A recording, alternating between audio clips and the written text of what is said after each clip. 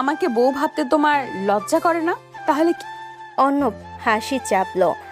এই মুহূর্তে সত্যিই তার লজ্জা আসছে না। ভেতর থেকে সচল কণ্ঠে সে বলে, আজব, লজ্জা কেন করবে? তুমি তো একমাত্র মেয়ে যাকে আমি ছোটবেলা থেকেই বড় বোন বলতে চাইনি। মেঘলার ভুরু কুঁচকাল, শক্ত কণ্ঠে প্রশ্ন করে। কি বলতে চাইতে? অর্ণব মৃদু হেসে বলল। বউ বলতে চাইতাম। মেঘনা তীক্ষ্ণ দৃষ্টিতে তাকিয়ে বলল, ছেলে মানুষই কথা বাদ দাও অর্ণব।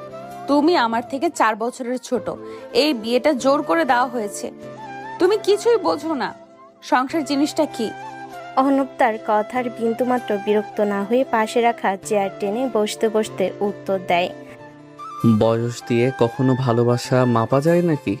তুমি শুধু 4টা বছরের বড়, তাই বলে তুমি আমার থেকে সব জানো আর আমি কিছুই জানি না, এটা কোনো কথা হলো? মেঘলা চোখ সরিয়ে নিল, তার কণ্ঠে ক্লান্তি। বলা যায় না পারতেই কথা এগোচ্ছে সে। অর্ণব, তুমি সবে অনার্সের 3য় বর্ষে পড়ছো আর আমি মাস্টার শেষ করে চাকরি খুঁজছি। আমরা দুইটা ভিন্ন দুনিয়ার মানুষ। এই বিয়েটা ভুল হয়েছে, বোঝো তুমি মন দিয়ে। অর্ণব চুপ করে কিছুক্ষণ তাকিয়ে রইল মেঘলার দিকে, তারপর ধীরে ধীরে বলল, ভুল? আমি কিন্তু এই বিয়েটা খুব চেয়ে করেছি। বাবাকে বলেছিলাম মেঘলাকে বাঁচাতে গেলে তাকে আমাদের বাড়িতে আনতেই হবে। বাবা প্রথমে রাজি হয়নি, তবে আমি নাছোড়বান্দা ছিলাম। আমি তো চাওয়া জিনিসই পেয়েছি, এতে ভুল কোথায়? মেঘলা চমকে উঠল। এই কথা সে জানতো না। তার মনে পড়ে গেল কিছুদিন আগের অতীতে সেই দিনগুলো, অন্ধকার দিনগুলো। মেঘলার বাবা শফিক আহমেদ ছিলেন একজন সৎ পোশাক ব্যবসায়ী। ঢাকার মিরপুরে তাদের ছোট্ট একটা জীবন ছিল। মা রোকেয়া আক্তার ছিলেন গৃহিণী।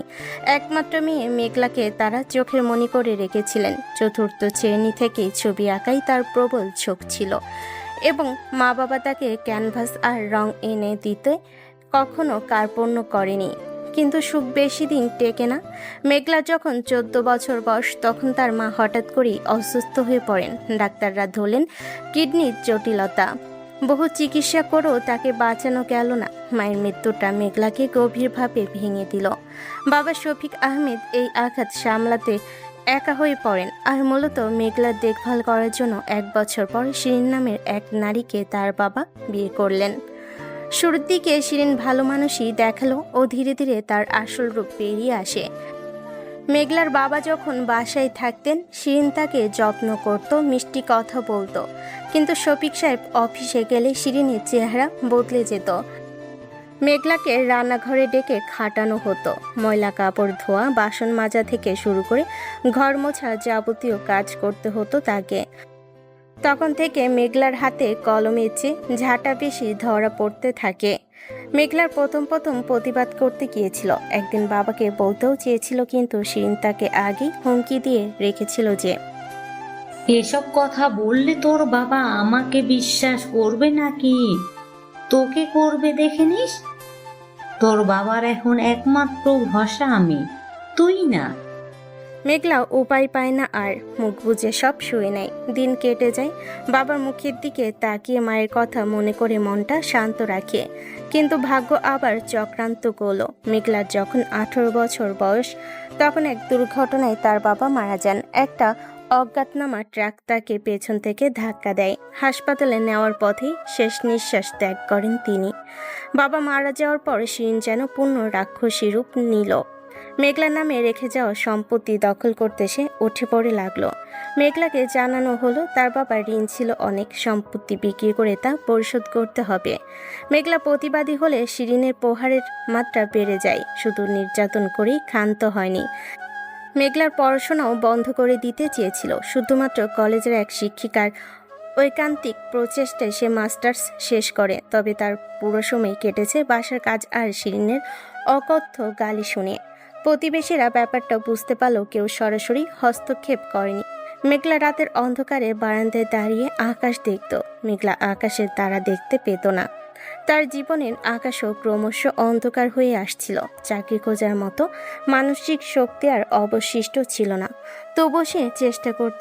এক সন্ধ্যায় সে যখন শীর্ণে ভাতিজা রিয়াজের অগ্রাহ্য প্রস্তাবে বিরক্ত, ঠিক তখনই তার বাবার পুরনো বন্ধু শাহেদ আনোয়ার তার বাসায় হঠাৎ আসেন। সে সন্ধ্যাটা মেঘলার কাছে এক তীব্র দুঃস্বপ্নের মতো ছিল। শিরিন বাড়ি ছিল না। তার ভাতিজা রিয়াজ সে প্রায়ই আসতো আন্টির সাথে দেখা করতে। সে এসেছিল সেদিন। রিয়াজের বয়স 25, চেহারা শুকনো আর চোখে বদমাইশি ভাব। সে মেঘলাকে বারবার ইঙ্গিতপূর্ণ কথা বলতো। সেদিন সাহস করে সরাসরি বলে বসল, তুই তো একা, তোর সাথেও কেউ নেই। আমার সাথে চলে আয়, আমি যা বলি তাই কর, তাহলে অনেক সুখ পাবি তুই। তোকে অনেক সুখে রাখবো আমি। মেঘলা ক্রোধে ফুঁসে ওঠে। রিয়াজ ঠিক কোন ইঙ্গিতে কথাগুলো বলছে তা বুঝতে দেরি হয় না তার। তেটো উঠে রিয়াজের দিকে আঙ্গুল তাক করে ঝাঁঝালো কণ্ঠে বলে উঠল, বের হও এখান থেকে, এক্ষুনি বের হও, না হলে আমি কিন্তু আশপাশের লোকজন ডাকবো। বের হও। রিয়াজ তখন বাঁকা হেসে দ্রুত এগিয়ে এসে হঠাৎ মেঘলার হাত চেপে ধরে। মেঘলার চিৎকার দেয়। এমন পরিস্থিতিতে কি করবে বুঝতে পারছিল না সে। উপরওয়ালারকে ডাকা ছাড়া তার আর কোনো উপায় ছিল না। তখন ঠিক ওই সময় দরজার কলিং বেল বেজে ওঠে। রিয়াজ ভয়ে হাত ছেড়ে দেয় আর মেঘলা ছাড়া পেতেই ছুটে গিয়ে দরজা খুলে দেখে শাহেদ আনোয়ার দাঁড়িয়ে আছেন। তার পরনে সাদা পাঞ্জাবি, হাতে ছোট্ট একটি ব্যাগ। মেঘলাকে এমন ভয় পেতে দেখে চমকে গিয়ে বললেন, তোমার কি হয়েছে মা? মুখ এত এমন দেখাচ্ছে কেন? মেঘলা কিছু বলতে যাবে তার আগে রিয়াজ ভেতর থেকে বের হয়ে বলে ওঠে, কিছু না, ওই একটু পড়ে গিয়েছিলাম। আন্টি বাসায় নাই, আপনি পরে আসবেন। শাহেদ আনোয়ার রিয়াজের দিকে সন্দেহজনক দৃষ্টিতে তাকিয়ে তারপর মেঘলার চোখের দিকে তাকিয়ে কিছু বুঝতে পারেন। তিনি কিছু না বলে ঘরে ঢুকে পড়েন। রিয়াজ থতমত খেয়ে মৃদু গলায় তুলে মেঘলাকে উদ্দেশ্য করে বলে, আমি আবার আসবো, দেখে নেবো তোকে, মাথায় রাখিস। তারপর আর কাল বিলম্ব না করে এক প্রকার পালিয়েছিল সেদিন সে। তারপর শাহেদ আনোয়ার মেঘলাকে পুরো ঘটনা জিজ্ঞাসা করলে মেঘলা কিছু বলতে পারে না, শুধু কেঁদে ফেলে। অনেক জোড়াজোড়ির পর সে বিগত বছরগুলো সব দুঃখ, শারীরিক নির্যাতন, মানসিক যন্ত্রণা সব উগরে দেয়। শাহেদ আনোয়ারের চোখ জলে ভরে ওঠে। তিনি ভীষণ রেগে যান নিজের উপরই। মেয়েটা যে তার বন্ধুরই মেয়ে নয়, নিজের মেয়ের মতোই আপন মনে বিড়বিড় করতে থাকে। আমি এতদিন কেন তোমার খোঁজ নিইনি? দোস্ত, তুই আমাকে মাফ করে দে।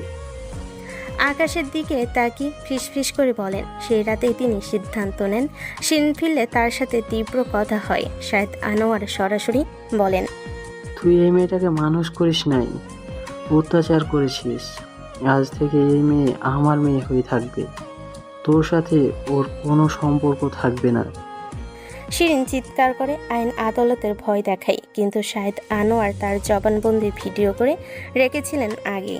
আসলে তিনি মেঘলার কলেজের শিক্ষিকার মাধ্যমে অনেক কিছু জানতেন, আর আজ সব প্রমাণ পেয়ে গেছেন। সব শেষমেশ শিরিন কোনো প্রতিরোধ করতে পারে না। সম্পত্তির ব্যাপারে মামলা চলবে বলে জানিয়ে দেওয়া হয়, কিন্তু মেঘলাকে নিয়ে যেতে কোনো বাধা দেয় না, কারণ তার বাবা রেখে যাওয়া ফ্ল্যাট আর কিছু টাকা দখল করাই তখন তার মূল লক্ষ্য। মেঘলা শাহেদ আনোয়ারের সাথে তার বাসায় আসে। গুলশানে বড় বাসা। স্ত্রী নাসরিন সুলতানাও অসম্ভব স্নেহ করেন তাকে। তাদের একমাত্র ছেলে অর্ণব তখন পড়ে অনার্স 3য় বর্ষে, হোস্টেলে থাকে। মাঝে মধ্যে বাড়ি আসে। মেঘলার সাথে অর্ণবের দেখা হয় এক সুমিষ্ট বিকেল বেলায়। সেদিন মেঘলা ছাদের দোলনায় বসে নীল সাদা আকাশ দেখছিল নিরলাই। তার খেয়ালই ছিল না যে পেছনে অর্ণব নামের এক যুবক তার দিকে এক দৃষ্টিতে তাকিয়ে আছে। অর্ণবের মনে হয় এই সুন্দরী রমণীর থেকে সে চেয়েও চোখ সরাতে পারছে না। বেশ কিছু সময় পর কারো ছায়া অনুভব করে মেঘলা হঠাৎ পেছনে তাকায়। সে প্রথম অর্ণবকে দেখে কিছুটা চমকে যায়। তারপর সে চিনতে পারে ছোটবেলায় সে অর্ণবকে দেখেছিল।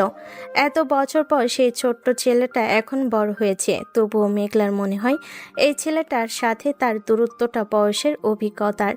অর্ণব তার দিকে আগ্রহ নিয়ে তাকালেও সে তাকে এড়িয়ে চলে। অর্ণব সেটা টের পায়, কিন্তু কিছু বলে না। মেঘলার কিছুটা এড়িয়ে সিঁড়ির কাছে যেতেই তার মাথাটা চক্কর দিয়ে ওঠে। অনেকটা সময় ধরে রোদের মধ্যে বসে থাকার কারণে হয়তো এমন হচ্ছে। তার মনে হয় আজই সে সিঁড়ি থেকে পড়ে মারা পড়বে, কিন্তু তা হয় না। সঠিক সময়ে অর্ণব এসে তাকে বাঁচিয়ে নেয়। মেঘলা যখন বুঝতে পারে অর্ণবের হাত তার কোমরের গভীরভাবে অবস্থান করছে, তখন লজ্জায় তার চোখ বন্ধ হয়। মেঘলা অর্ণবের অনেক কাছে, এত কাছে যে তার নাকে মেঘলার শরীরে মিষ্টি সুবাস এসে লাগছে। অর্ণব এবার ইচ্ছে করে মেঘলাকে আরেকটু শক্ত করে জড়িয়ে ধরে। মেঘলার ঠোঁটের নিচে ছোট্ট একটা তিল, সেথায় চোখ আটকাতেই দিশা হারায় অর্ণব। তিলটা যেন তাকে টানছে। অর্ণব নিজেকে আটকায় না, সে সেই তিলের দিকে এগিয়ে যায়। তবে একটু এগিয়ে সে থমকে যায়। মস্তিষ্কে টনক নড়ে কিন করতে যাচ্ছিল সে মেঘলাকে ছেড়ে দ্রুত গতিতে ছাদে প্রবেশ করে। মেঘলাও ছাড়া পেয়ে সেখান থেকে পালায়। এরপর তাদের দেখা হয়েছে কয়েকবার। তাদের চোখ একে অপরকে দেখেছে, তবে তারা একে অপরের সাথে কথা বলেনি। কিছু সংকোচ, কিছু লজ্জায় আবরণে ঘিরে রেখেছিল দুজনকেই কিছুদিন। নাসরিন বেগম একদিন মেঘলার কাছে ডেকে বলেন, মা, যদি কিছু মনে না করিস তাহলে একটা কথা বলতাম তোকে।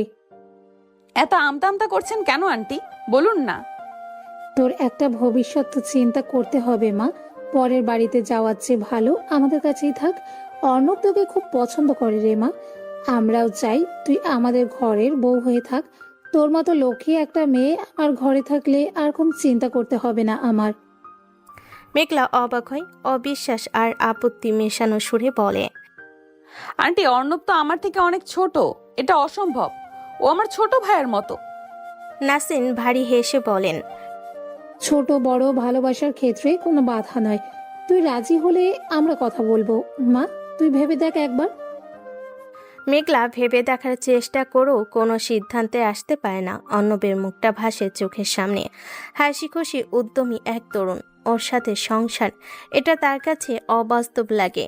কিন্তু শাহেদ আনোয়ার আর নাসরিনের চাপাচারিতে নিজের অসাধ্য এক ধরনের কৃতজ্ঞতার কাছে নত হয়ে মেঘলা একসময় মেনে নেয়। শুধু কৃতজ্ঞতা হয়, তার সৎমায়ের ভয়টাই আসল কারণ তার এই বিয়েতে সম্মতি দেওয়ার। তার সৎমা এখন তার লিগ্যাল গার্ডিয়ান। সে যে কোনো সময় আইনের সাহায্য নিয়ে মেঘলাকে এখান থেকে নিয়ে যেতে পারে।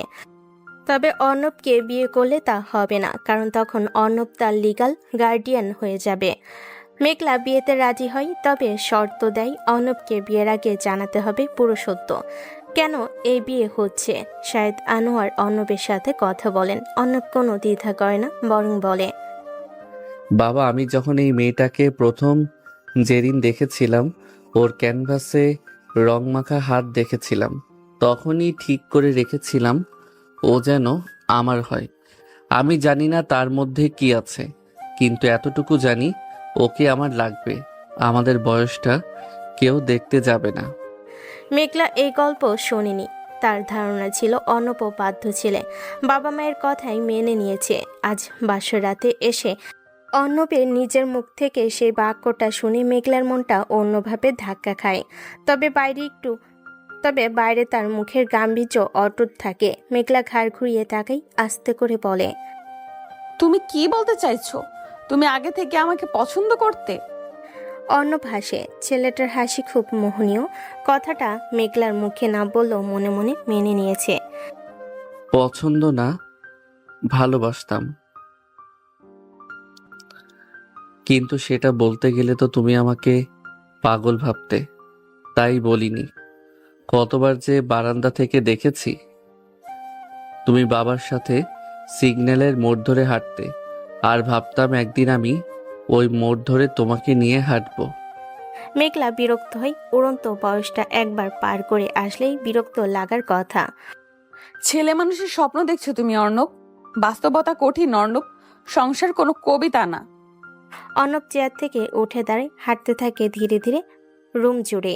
শীতল হাওয়া বইতে থাকা জানালার পাশে দাঁড়িয়ে বলে, তুমি ঠিক বলেছ, সংসার কবিতা না, কিন্তু তার মানে এই না যে সংসারে অনুভূতি থাকবে না। তুমি যে কষ্ট সহ্য করেছো তার ধারে কাছেও আমি যেতে পারবো না, কিন্তু আমি কি পারি না তোমার কষ্টগুলো নতুন সুখে ঢেকে দিতে? মেঘলা চুপ। তার ভেতরে আহত মেয়েটা লুকিয়ে থাকা বর্মের আড়াল থেকে কান পেতে শোনে, কিন্তু আহত পাখি বিশ্বাস করতে চায় না কোনো হাতের নরম স্পর্শ খুব বেশি দিন ধরে শুধু আঘাত পেয়ে এসেছে। কি করে এত সহজে বিশ্বাস করে ফেলে সে কাউকে? সম্ভব নয় এটি। মেঘলা কড়া গলেই বলে, বড় বড় কথা বলে লাভ নেই, তুমি অনেক ছোট, কিছুই বোঝো না, আমার সাথে সংসার হবে না। অর্ণবের চোখে ছায়া পড়ে, কিন্তু সে হাল ছাড়ে না। ধরো, তুমি আমাকে এখন সুযোগ দেবে না, আমি রাজি আছি, কিন্তু একটা কথা বলি, আমি তোমাকে বলবো না আমি তোমার স্বামী, এই পরিচয় জোর করে চাপাতে। আমি শুধু বলবো আমি তোমার ভালোবাসার মানুষ হতে চাই।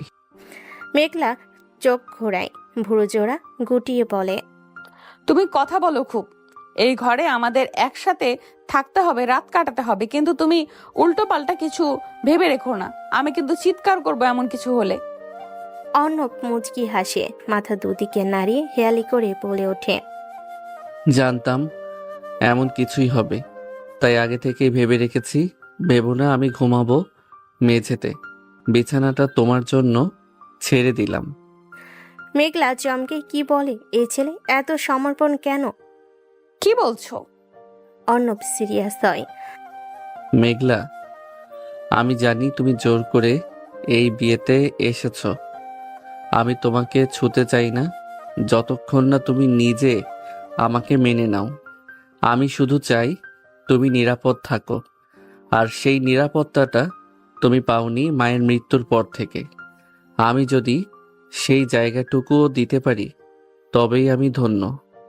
মেঘলার বুকের ভেতরটা কেমন করে ওঠে, অস্বস্তি নয়, যেন একটা উষ্ণতার ঢেউ, কিন্তু সে কিছুতেই নরম হবে না। তীব্র গলায় বলে, তাহলে মেঝেতেই শুয়ে পড়ো, আমার কিছু যায় আসে না। অর্ণব কিছু বলে না। আলমারি থেকে একটা পাতলা চাদর আর একটা বালিশ বের করে মেঝেতে বিছিয়ে দেয়। নিজে পাঞ্জাবি বদলে আরামদায়ক কাপড় পরতে আসে, তারপর মৃদু শব্দে শুয়ে পড়ে। মেঘলা বসে থাকে খাটের উপর, পা দুটো ভাঁজ করে জড়সড় ঘড়ির দিকে তাকায়। রাত প্রায় 12টা। বাইরে রাতের নিস্তব্ধতা। একসময় সে নিজের শাড়ি অগোছালো করে বালিশে মাথা রাখে, কিন্তু ঘুম আসে না। চোখের সামনে ভেসে ওঠে শিরিনের নিষ্ঠুর ছবি, বাবার মরা মুখ আর নিজের একাকিত্বের সমুদ্র। আর অর্ণব, সে নিচে শুয়ে ফিসফিস করে কিছু বলছে। মেঘলা কান খাড়া করে শোনে। অর্ণব বলছে, আমি পারবো মেঘলা, আমি তোমাকে ভালোবাসতে পারবো এত গভীরে যেখানে তোমার কোনো কষ্টই পৌঁছাবে না। মেঘলার চোখ বুজে ফেলে, ভেতরে কেঁপে ওঠে, কিন্তু ঠোঁট থেকে কোনো সাড়া আসে না। তবুও বাসরের প্রথম রাত কাটতে থাকে এক অদ্ভুত টানাপোড়েনে, না বলা কথার ভিড়। দূরত্বের ঠান্ডা বাতাস আর উকি দেওয়া এক চিলতে আসার আলো নিয়ে। ভোরের আজানটা মেঘলার ঘুম ভাঙিয়ে দিল। সে ধড়ফড় করে উঠে বিছানায় বসলো। ক্ষণিকের জন্য তার মনে হলো সে যেন কোনো অজানা জায়গায় পড়ে আছে।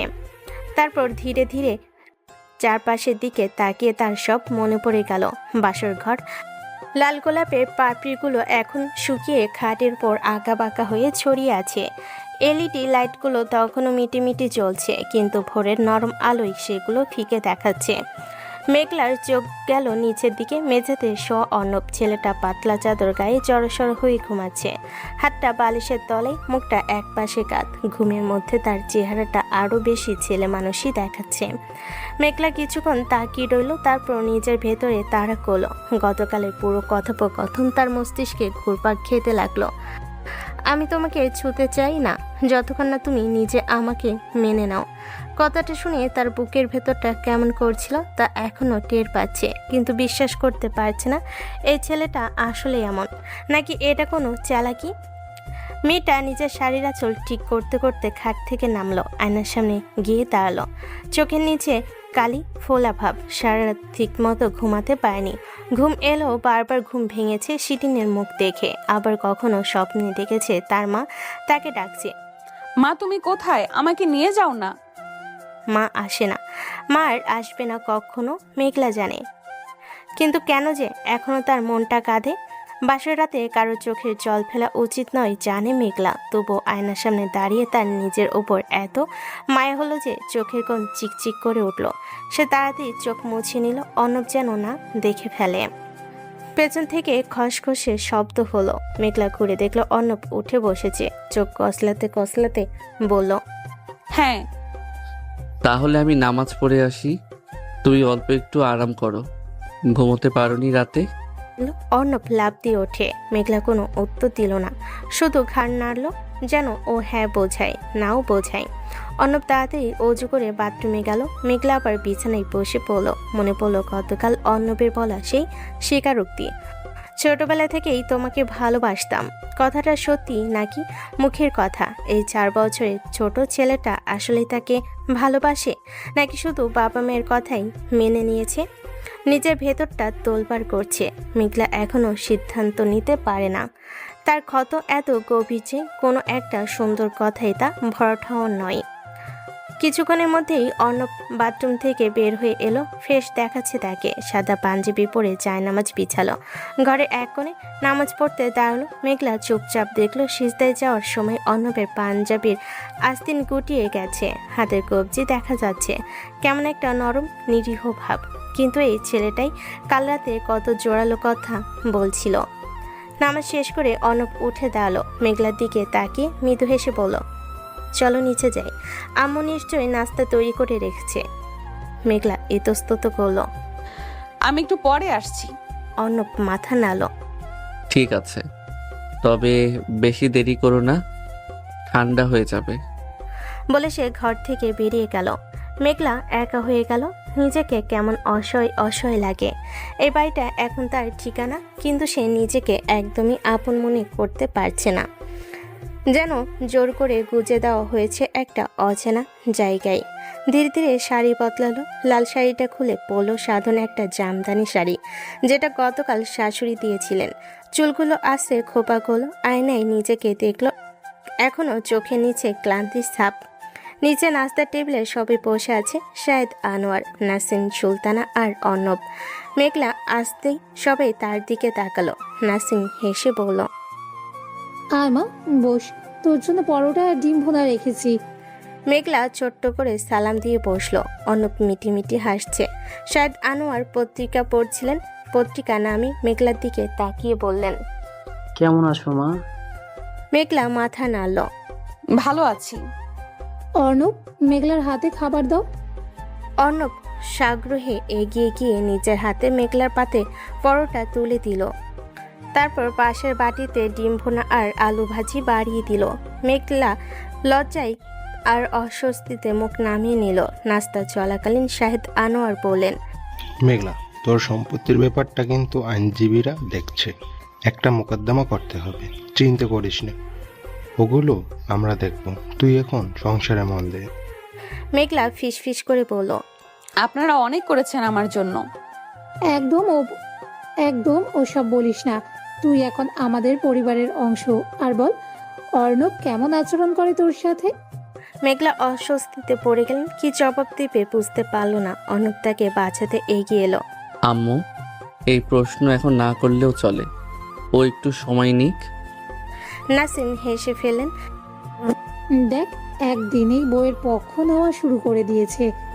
শাহেদ আনোয়ার হাসলেন। টেবিলের পরিবেশ হালকা হয়ে এলো। মেঘলা চুপচাপ খেতে লাগলো, কিন্তু তার কান দুটো লাল হয়ে গেছে। খাওয়া শেষে অর্ণব বলল, আজ কোথাও যাবে? কোথায় যাব? বাইরে। আমি ভাবছিলাম আমরা দুজনে একটু হাঁটতে যাই। মেঘলা তার ছেলের সঙ্গে বলল, কার সাথে? কেন? আমার সাথে। আমার যেতে ইচ্ছে করছে না। অর্ণব একটু থামলো, তারপর বলল, ইচ্ছে নেই নাকি আমার সাথে যাবে না? মেঘলা কিছু বলল না। আচ্ছা, তাহলে আমরা ছাদে যাই। এই বাড়ির ছাদটা দেখেছো? খুব সুন্দর। ছোটবেলায় আম্মু বকলে আমি ছাদেই পালিয়ে যেতাম। মেঘলা তার দিকে তাকালো। অর্ণবের চোখে একটা সরল অনুরোধ। ছেলেটা সত্যি তাকে একটু সময় দিতে চায়, একটু কথা বলতে চায়। মেঘলা নিজের অজান্তে পা দুটো যেন সায় দিল। সে ঘাড় কাত করল। চলো। ছাদে ওঠার সিঁড়ি দিয়ে যাওয়ার সময় অর্ণব এগিয়ে এলো। দরজা খুলে ধরল। ছাদে পা রাখতে মেঘলা থমকে দাঁড়ালো। সত্যি সুন্দর। ছাদে নতুন গাছ লাগানো হয়েছে। পুরো ছাদ জুড়ে টবে গাছ, গোলাপ, বেলি, হাসনাহেনা, টগর, কত রকম যে ফুল গাছ। এক কোণে কয়েকটা শীতকালীন সবজির গাছও আছে, লাউয়ের মাচা, সিমের লতা আর খানিকটা ফাঁকা জায়গা যেখানে কাঠের বেঞ্চ পাতা। নতুন বেঞ্চের উপর একটা ছোট্ট ছাউনি। মেঘলা বিস্ময়ে চারিদিক তাকিয়ে দেখলো, তার মনে পড়ে গেল ছোটবেলায় তাদের বাড়ির ছাদে তার মা এমনি করেই টবের গাছ লাগাতেন। সেই ছাদটা এখন নেই, শীর্ণের দখলে চলে গেছে। পছন্দ হয়েছে? মেঘলা ধীরে ধীরে বলল, খুব সুন্দর। কে করেছে এসব? আমি করছি, আর আম্মু একটু সাহায্য করেছেন। ছোটবেলা থেকেই গাছপালা পছন্দ আমার। রংপুরে নানু বাড়িতে বেড়াতে গেলে অনেক লিচু, আম, কাঁঠালের গাছ ছিল। সেই থেকেই গাছের প্রতি আলাদা টান। তখন ভাবতাম বড় হয়ে নিজের বাড়িতে বাগান করব। মেঘলা অর্ণবের দিকে তাকালো। এই তথ্যটা তার কাছে নতুন। অর্ণবের এই রূপটা সে আগে কখনো দেখেনি। ওই যে ওখানে হাসনা হেনার গাছটা দেখছো, ওটা কিন্তু আমার খুব প্রিয়। রাতে ফুল ফোটে, ভোর রাতে সারা ছাদ ভরে যায় গন্ধে। কাল রাতে আমি মেঝেতে শুয়ে সেই গন্ধ পাচ্ছিলাম। মেঘলা চমকালো। জানলা খোলা ছিল? হ্যাঁ। তারা ছাদের বেঞ্চে এসে বসলো, দুজনের মধ্যে কিছুটা ফাঁকা রেখে। কিছুক্ষণ কেউ কিছুই বলল না। দূরে গুলশানে লেকের পাশের রাস্তায় গাড়ি চলছে, পাখিরা ফিরে আসছে গাছে গাছে। ভোরের রোদটা নরম হয়ে ছড়িয়ে পড়ছে। মেঘলা চুপচাপ আকাশের দিকে তাকিয়ে রইল। কি ভাবছো? কিছু না। কিছু তো ভাবছো। জীবনের কথা। অর্ণব একটু সরে এসে মেঘলার দিকে ফিরল। আমাকে বলবে না? মেঘলা দীর্ঘশ্বাস ফেল। কি বলবো? সব তো জানো। সব না, তবে তুমি যেটা মনে মনে ভাবছো সেটা আমি জানি না।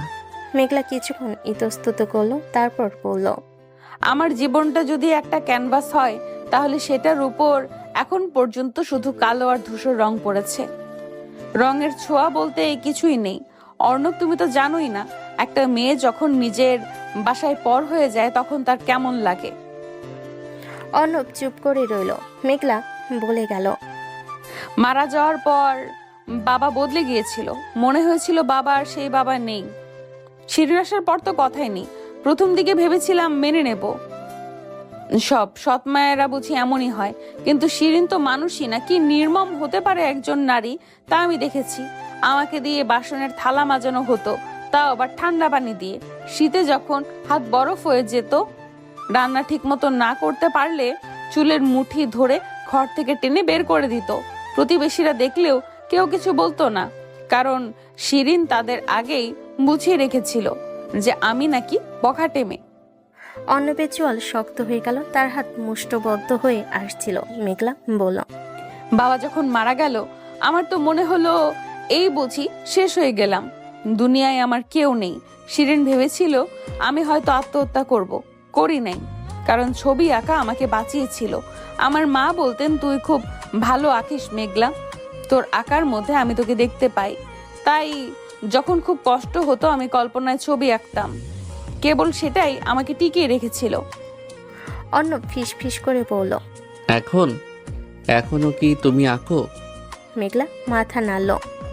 না, অনেকদিন আঁকা হয় না। কেন? ক্যানভাস ট্যানভাস কিছুই নেই, আর ইচ্ছেটাও মরে গেছে। অর্ণব উঠে দাঁড়ালো, কিছু না বলে ভেতরে চলে গেল। মেঘলা কিছুটা অবাক হয়ে তাকিয়ে রইল। কিছুক্ষণের মধ্যেই অর্ণব ফিরে এলো, তার হাতে একটা প্যাকেট। এইটা নাও বলে প্যাকেটটা মেঘলার কাছে এগিয়ে দিল। মেঘলা অবাক হয়ে জিজ্ঞেস করলো, কি এটা? খুলে দেখো কি এটা। মেঘলা প্যাকেটটা খুলো। ভেতরে একটা আকৃতি বোধ, এক বক্স রং তুলি, কয়েকটা রঙের টিউব, ক্যানভাস, স্টেচ করা ফ্রেম আর কিছু আঁকার কাগজ। মেঘলা হাত কাঁপা কাঁপা হয়ে উঠল। এইসব তুমি কোথায় পেলে? কাল রাতে আনার ব্যবস্থা করেছিলাম। নতুন বউ আসছে, তার জন্য কি উপহার হবে ভাবছিলাম। তারপর মনে হলো গয়না ঘাটতি দিয়ে তুমি খুশি হবে না। তোমার পুরনো ভালোবাসাটা ফিরিয়ে দিতে পারলেই তুমি খুশি হবে। মেঘলার গলা ধরে এলো। তুমি কি করে জানতে পারলে যে আমি ছবি আঁকি? ছোটবেলায় তোমার বাসায় গিয়েছিলাম বাবার সঙ্গে। তুমি তখন ক্লাস 7-এ পড়ো। বারান্দায় বসে ছবি আঁকছিলে, আমি চুপচাপ দাঁড়িয়ে দেখছিলাম। তুমি একটা রাজকন্যার ছবি আঁকছিলে, গোলাপি জামা পরা, হাতে ফুল। আমি এতটাই মন্ত্রমুগ্ধ হয়ে গিয়েছিলাম যে বাড়ি ফিরে মাকে বলেছিলাম আমি বড় হয়ে ওই আপুকে বিয়ে করব। মেঘলা অবাক হয়ে তাকিয়ে রইল। অর্ণব হাসল। তখন অবশ্য আম্মু খুব হেসেছিল, কিন্তু তারপর থেকে যতবার দেখেছি ততবার তোমার উপর আমার ভালো লাগাটা বেড়েছে। তুমি তো একটা পাগল। পাগল তো বটেই, তোমার জন্য পাগল। মেঘলা হঠাৎ করে চুপ হয়ে গেল। প্যাকেটটা হাতে ধরে বসে রইল। তার ভেতরটা কেমন করছে, একসাথে খুশি আর ভয়। খুশি কারণ কেউ তার ভালোবাসার জিনিসটা মনে রেখেছে, কারণ ভয় কারণ এটা যদি আবার কোনো ছলনা হয়। শিরিন তো প্রথম প্রথম এমনই ভালো মানুষই দেখিয়েছিল। মেঘলা সাবধানী গলেই বলল, অর্ণব, আমি চাই না তুমি আমাকে ভুল বোঝো। আমি এখনো তোমাকে ঠিক মেনে নিতে পারি নাই। তুমি যতই ভালো কিছু করো, আমি এখনই বিশ্বাস করতে পারবো না।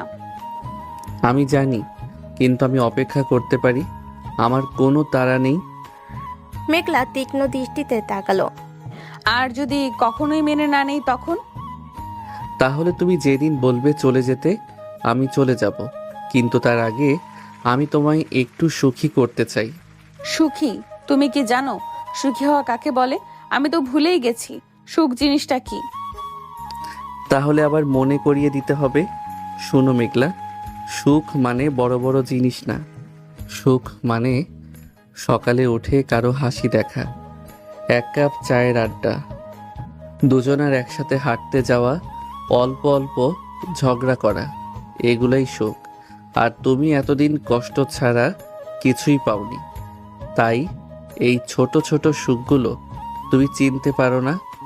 মেঘলা অর্ণবের চোখের দিকে তাকিয়ে রইল। ছেলেটার চোখ এত গভীর, এত শান্ত যে তার নিজের ভেতরের ঝড়টাকে একটু থামিয়ে দেয়। তুমি সত্যিই কি আমার 4 বছরের ছোট? সেটা তো বাস্তব, কিন্তু তাতে কি আসে যায়? কি আসা যায় জানো না তুমি? আমি চাই আমার স্বামী আমাকে বুঝবে, আগলে রাখবে। একজন ছোট ছেলের কাছ থেকে এসব আশা করা পাগলামি। আগলে রাখার ক্ষমতা কেবল বয়স দিয়ে হয় না মেঘলা, অনুভূতি দিয়ে হয়। আর আমি তোমাকে নিয়ে যত অনুভব করি তা হয়তো তোমার থেকে অনেক বেশি। মেঘলা যেন বলতে গিয়ে থেমে গেল। আসলে অর্ণবের কথা শুনে তার মনের ভেতর এক ধরনের মৃদু ঘূর্ণি ওঠে, যেটা সে অস্বীকার করতে চায়। সে তাই চুপ করে থাকাই ভালো মনে করে। কিছুক্ষণ পর সে বলল, আমি ভেতরে যাব। আচ্ছা যাও, কিন্তু রংতুলির প্যাকেটটা নিয়ে যেও। মেঘলা প্যাকেটটা হাতে নিয়ে ছাদ থেকে নেমে এলো। নিজের ঘরে ঢুকে দরজাটা বন্ধ করে দিল। তারপর বিছানার উপর প্যাকেটটা খুলে এক একে সব সরঞ্জাম খুলে বের করলো। ক্যানভাসটা ছুঁয়ে দেখলো। কতদিন পর তার আঙ্গুলে কেমন একটা শিহরণ খেলে গেল। রঙের টিউবগুলো সাজিয়ে রাখলো। একটা পাতা খুলে পেন্সিলটা হাতে নিল। কি আঁকবে কিছুই মাথায় আসছে না। তার মাথায় শুধু একটা ছবি ভাসছে, একটা মেয়ে যে অন্ধকারে দাঁড়িয়ে আছে আর দূরে কোথাও একটা তারা চলছে। মেঘলা পেন্সিল চালানো শুরু করলো। নিচে অর্ণব একা ছাদে বসে রইল। তার মনটা একটু হালকা কিন্তু একটু ভারীও। মেঘলার মনের দরজাগুলো এত শক্ত করে বন্ধ যে সেগুলো খোলা সহজ হবে না। সে এটা জানে, কিন্তু সে জানে একবার যদি খোলে তারপর আর কোনো বাধা থাকবে না। হঠাৎ তার ফোন বেজে উঠল। কল আসছে তার বন্ধু রাফির কাছ থেকে। অর্ণব ফোন ধরল। রাফির কণ্ঠে চাপা উত্তেজনা। কে রে, বাসর রাত কেমন কাটলো? তোর সিনিয়র বউ তোকে মেনে নিয়েছে? অর্ণব হেসে বলল, তুই কল্পনা কর, বাসর রাতে বর মেঝেতে ঘুমিয়েছে। রাফি হো হো করে হেসে উঠল। কি বলিস, তুই মেঝেতে ঘুমিয়েছিস? হ্যাঁ। তুই কি সিরিয়াস? পাগল নাকি তুই? তাকে পেয়ে হাতছাড়া করলেই? রাফি, তুই এসব বুঝবি না। মেঘলা শুধু একটা মেয়ে না, ওর পেছনে অনেক ইতিহাস আছে। ওর সাথে জোর করে কিছু করাটা অন্যায় হয়। অর্ণব গম্ভীর হয়ে গেল। রাফি কিছুক্ষণ চুপ থেকে বলল, তুই সত্যিই পাগল, কিন্তু তোর পাগলামিটা তোর বড় গুণ। ঠিক আছে, বেস্ট অফ লাক। ফোন কেটে দিয়ে অর্ণব দাঁড়িয়ে রইল। মনের ভেতর অদ্ভুত এক শান্তি কাজ করছে। সে জানে এই অপেক্ষার ফল একদিন হবে, হয়তো সময় লাগবে কিন্তু হবে। এরপর দুপুর হয়ে এলো। লাঞ্চের সময় সবে একত্রিত হলো। নাসিন রান্না করছেন শুটকি ভর্তা, ইলিশ মাছের পাতলা ঝোল আর ডাল। মেঘলা নিচে এসে দেখলো সবাই বসে আছে। সে একটু জড়সড় হয়ে গেল। নাসিন হাতের ইশারায় তাকে কাছে ডাকলেন। মেঘলা এই শুটকি খেতে পারবে তো? জি পারবো। অর্ণবের তো খুব পছন্দ, আগে একা একা খেত, এখন তুই এসে গেছিস, সঙ্গ পাবে। আম্মু, আমি আর মেঘলা আজ দুপুরে বাইরে একটু ঘুরতে যাব। বাইরে কোথায় যাবি? আজাদ মার্কেট যাব। মেঘলার জন্য কিছু জিনিস কিনে দেব, আর আমারও তো গেঞ্জি টেঞ্জি দরকার। অর্ণব হাসি মুখে বলল। শাহেদ আনোয়ার বললেন, যেতে পারিস কিন্তু তাড়াতাড়ি ফিরিস। এলাকায় মাঝে মধ্যে নাশকতার ঘটনা শোনা যাচ্ছে, সাবধানে যাস। চিন্তা করবেন না আব্বু, আমরা ফিরে আসবো তাড়াতাড়ি। খাবার শেষে অর্ণব মেঘলাকে বলল। জামা পাল্টে নাও, আমরা ঘন্টাখানেক পর বের হব। মেঘলা ইতস্তত করছিল। আমার তো আসলে যেতে ইচ্ছে করছে না। ইচ্ছে না করলে চলবে না, বের হতে হবে। তুমি আর চার দেয়ালে বন্দি হয়ে থাকবে না। অর্ণবের জোর দেখে মেঘলা আর আপত্তি করল না। সে ঘরে এসে পোশাক পাল্টালো। একটা হালকা সবুজ রঙের শাড়ি পরল, চুলগুলো বেনি করে নিল। আয়নায় নিজেকে দেখতে গিয়ে লক্ষ্য করলো কেমন যেন অন্যরকম দেখাচ্ছে। হয়তো শুধুই তার ভ্রম, কিন্তু সত্যি আজ তার চোখের নিচের কালিটা কিছুটা কমেছে। নিচে এসে দেখলো অর্ণব প্রস্তুত, সাদা শার্ট আর জিন্স, হাতে ঘড়ি, চুলগুলো আসানো। তাকে আজ বেশ অন্যরকম লাগছে, যেন আরো পরিণত, আরো দায়িত্বশীল। অর্ণব হেসে বলল। তাহলে চলো। তারা যখন বাইরে বেরোলো তখন বিকেলে নরম রোদ পড়ছে। রাস্তার বাচ্চারা খেলছে, ফেরিওয়ালা ডাকছেন। গুলশানের অভিজাত এলাকা হলো, আশেপাশের রাস্তায় সাধারণ মানুষের ভিড় লেগেই থাকে। অর্ণব রিক্সা ডাকলো। আজাদ মার্কেট যাবেন? রিক্সায় ওঠার সময় অর্ণব মেঘলার হাতটা ধরলো যেন সে পড়ে না যায়। মেঘলা চমকালো কিন্তু কিছু বলল না। অর্ণবের হাতের ছোঁয়া কেমন নরম আর আশ্চর্যজনকভাবে উষ্ণ। সে মনে মনে ভাবল, এই হাতের ছোঁয়াটা কেন আমার এত ভালো লাগছে। রিক্সা চলতে লাগলো। অর্ণব কিছু বলছে না। মেঘলা রাস্তার দিকে তাকিয়ে রইল। মনটা তার অদ্ভুত হয়ে আছে। গতকালও সে ভাবছিল এই বিয়েটা একটা ভুল, আর আজ সে এই ছেলেটার সাথে বাজারে যাচ্ছে, হাত ধরাধরি করে রিক্সায় উঠছে। জীবনটা কত অদ্ভুত। মেঘলা মনে মনে বলল। আজাদ মার্কেটে পৌঁছে তারা নেমে পড়ল। প্রথমে চলো, তোমার জন্য কিছু ভালো জামা কাপড় দেখি। কেন? আমার তো জামা আছে। আছে তো, কিন্তু সেটা তোমার শ্বশুর বাড়ি দেওয়া, স্বামীর দেওয়া পড়বে না। অর্ণবের গলায় দুষ্টামি ছোঁয়া। মেঘলা সেটা ধরতে পেরেই চোখ কুচকালো। আমি আপনাকে আগেও বলেছি আমি আপনাকে আমার স্বামী হিসেবে মানি না। এখনো আপনি স্বামী হওয়ার দাবি করছেন। আরে দাবি তো করছি না, শুধু বলছি স্বামীর দেওয়া জিনিস পরাটাই তো নিয়ম, সেই নিয়মটাই তো পালন করতে চাইছি। মেঘলা অর্ণবের দিকে তাকালো। ছেলেটার চোখে দুষ্টামির ঝিলিক, একই সঙ্গে সরলতাও আছে। সে আর কথা না বাড়িয়ে দোকানের দিকে এগোলো। একটা শাড়ির দোকানে ঢুকতেই দোকানি উঠে দাঁড়ালো। কিছু ভালো জামা দেখান। দোকানে নানা রঙের জামা বের করলো, নীল, বেগুনি, কালো, লাল। অর্ণব মেঘলার দিকে তাকিয়ে বলল। কোনটা তোমার পছন্দ? মেঘলা এক একে শাড়িগুলো হাত দিয়ে ছুঁয়ে দেখলো। তার নজর আটকালো একটা আকাশি রঙের জামার উপর, যার পারে সাদা মিহি কাজ। সে তা হাতে তুলে ধরলো। এইটাই নেব। এটার দাম তো অনেক হবে। অর্ণব দোকানিকে জিজ্ঞেস করলো। দাম শুনে মেঘলা বলল, না, এত দামের জামা লাগবে না। অর্ণব কানে কানে বলল, তোমার জন্য তো একটা রাজ্যই দিয়ে দিতে পারি। এই জামাটার রং তোমার নামের সাথে মিলে যায়। মেঘলা কথা বলতে পারল না, তার গলা ধরে এলো। অর্ণবের সরল অথচ গভীর কথা শুনে তার চোখের কোনাটা চিকচিক করলো। সে তাড়াতাড়ি মুখ ফিরিয়ে নিল। দোকানের শাড়ির প্যাকেট করে দিল। অর্ণব টাকা পরিশোধ করলো। তারা দোকান থেকে বের হওয়ার পর মেঘলা বলল, একটা কথা বলো তো, কি? এত টাকা কই পেলে? জমানো ছিল, তাছাড়া বাবা মা কিছু টাকা দিয়েছে, আর তোমার জন্য খরচ করতে আমার আনন্দ হয়, ভালো লাগে। আমায় কিন্তু এসব উপহার দিয়ে কেনা যাবে না। অর্ণব থমকে দাঁড়ালো। জানি, আর সেই জন্যই তো মেঝেতে ঘুমাতে পারি। তোমার ইচ্ছায় অপেক্ষায় উপহার দিয়ে তোমাকে কেনার চিন্তা আমার নাই। আমি শুধু তোমাকে একটু হাসানোর চেষ্টা করছি। সেই চেষ্টাটুকুও কি বারণ? মেঘলার ভেতরটা নরম হয়ে আসছিল, কিন্তু সে নিজের সাথে লড়াই করে সেই অনুভূতিকে চাপা দিল। ঠিক আছে, চলো আর দেরি না করি। তারা আরো কিছু জিনিস কিনলো। অর্ণব মেঘলার জন্য একটা নকশি কাঁথা কিনলো। তার উপরে হস্তশিল্প দেখে মেঘলা একবার বলেছিল, কি সুন্দর। অর্ণব সেটা শুনেই কিনে ফেলল। মেঘলা বাধা দিতে গেলেও অর্ণব শুনল না। এরপর তারা একটা চায়ের দোকানে বসলো। ফুটপাথের ছোট্ট দোকান, কিন্তু চা আর সিঙ্গারা অসাধারণ। বসো এখানে। কি এখানে? হ্যাঁ, সমস্যা কি? ফুটপাতে বসে চা খেতে বেশ লাগে। মেঘলা অবাক হয়ে বসলো। এত বড়লোক ছেলে অর্ণব, মানুষটার কোনো অহংকার নেই। অর্ণব চায়ের কাপে চুমুক দিয়ে বলল, জানো মেঘলা, ছোটবেলায় আব্বুর সাথে আমি এই রকম দোকানে চা খেতে আসতাম। আব্বু বলতেন, জীবনে বড় হওয়ার সাথে সাথে আসল জিনিস ভুলে গেলে চলবে না। সাধারণ মানুষের সুখটাই আসল সুখ। মেঘলা মুগ্ধ হয়ে শুনল। আপনার আব্বু সত্যিই একজন ভালো মানুষ। হ্যাঁ, আর সেই জন্যই তো উনি তোমার বাবার বন্ধু ছিলেন। ভালো মানুষ ভালো মানুষকে চেনে। আমার আব্বুও ভালো মানুষ ছিলেন, কিন্তু ভুল করেছিলেন শিরিনকে বিয়ে করে।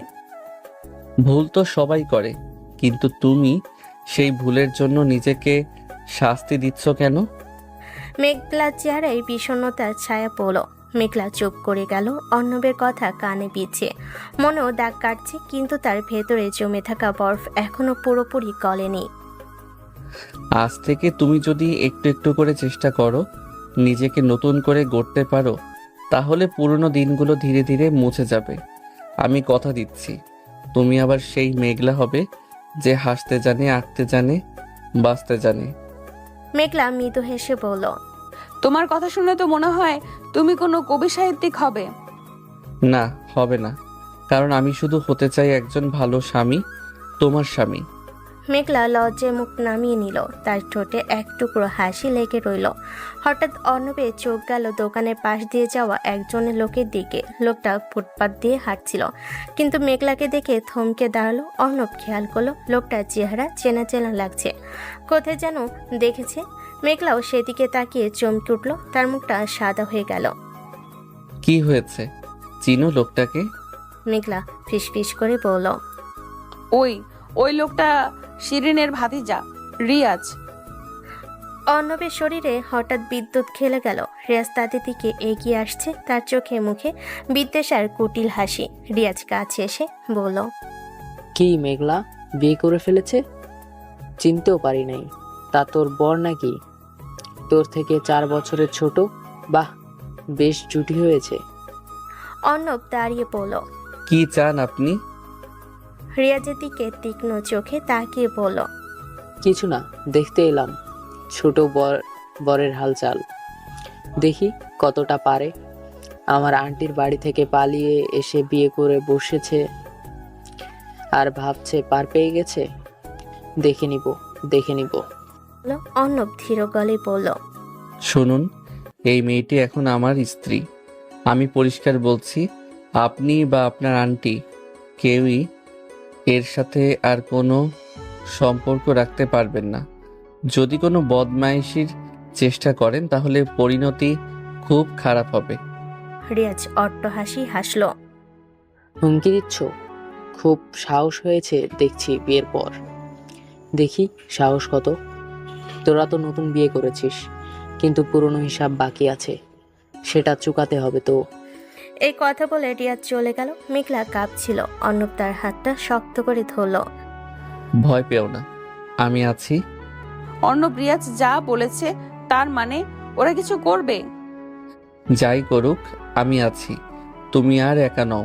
চলো আগে বাড়ি ফিরে যাই। রিকশায় ফেরার পথে মেঘলা চুপ করে বসে রইল। তার মন আবার অস্থির হয়ে উঠেছে। এই একদিকে সুখের আভাসটা কেমন যেন মেলান হয়ে আসছে পুরো অভিশাপের ছোঁয়ায়। অর্ণব তার মনের অবস্থা বুঝতে পারল, কিন্তু কিছু বলল না। সে শুধু মৃদু করে মেঘলার হাতটা ধরে রইল পুরো পথ। বাড়ি ফিরে অর্ণব প্রথমেই তার বাবাকে পুরো ঘটনা বলল। শাহেদ আনোয়ার শুনে রেগে গেলেন। শাহেদ, বজ্জাত ছেলে, আইনজীবীকে এখনই ফোন করছি যাতে করে ওদের বিরুদ্ধে স্থায়ী নিষেধাজ্ঞার ব্যবস্থা করা হয়। তোরা চিন্তা করিস না।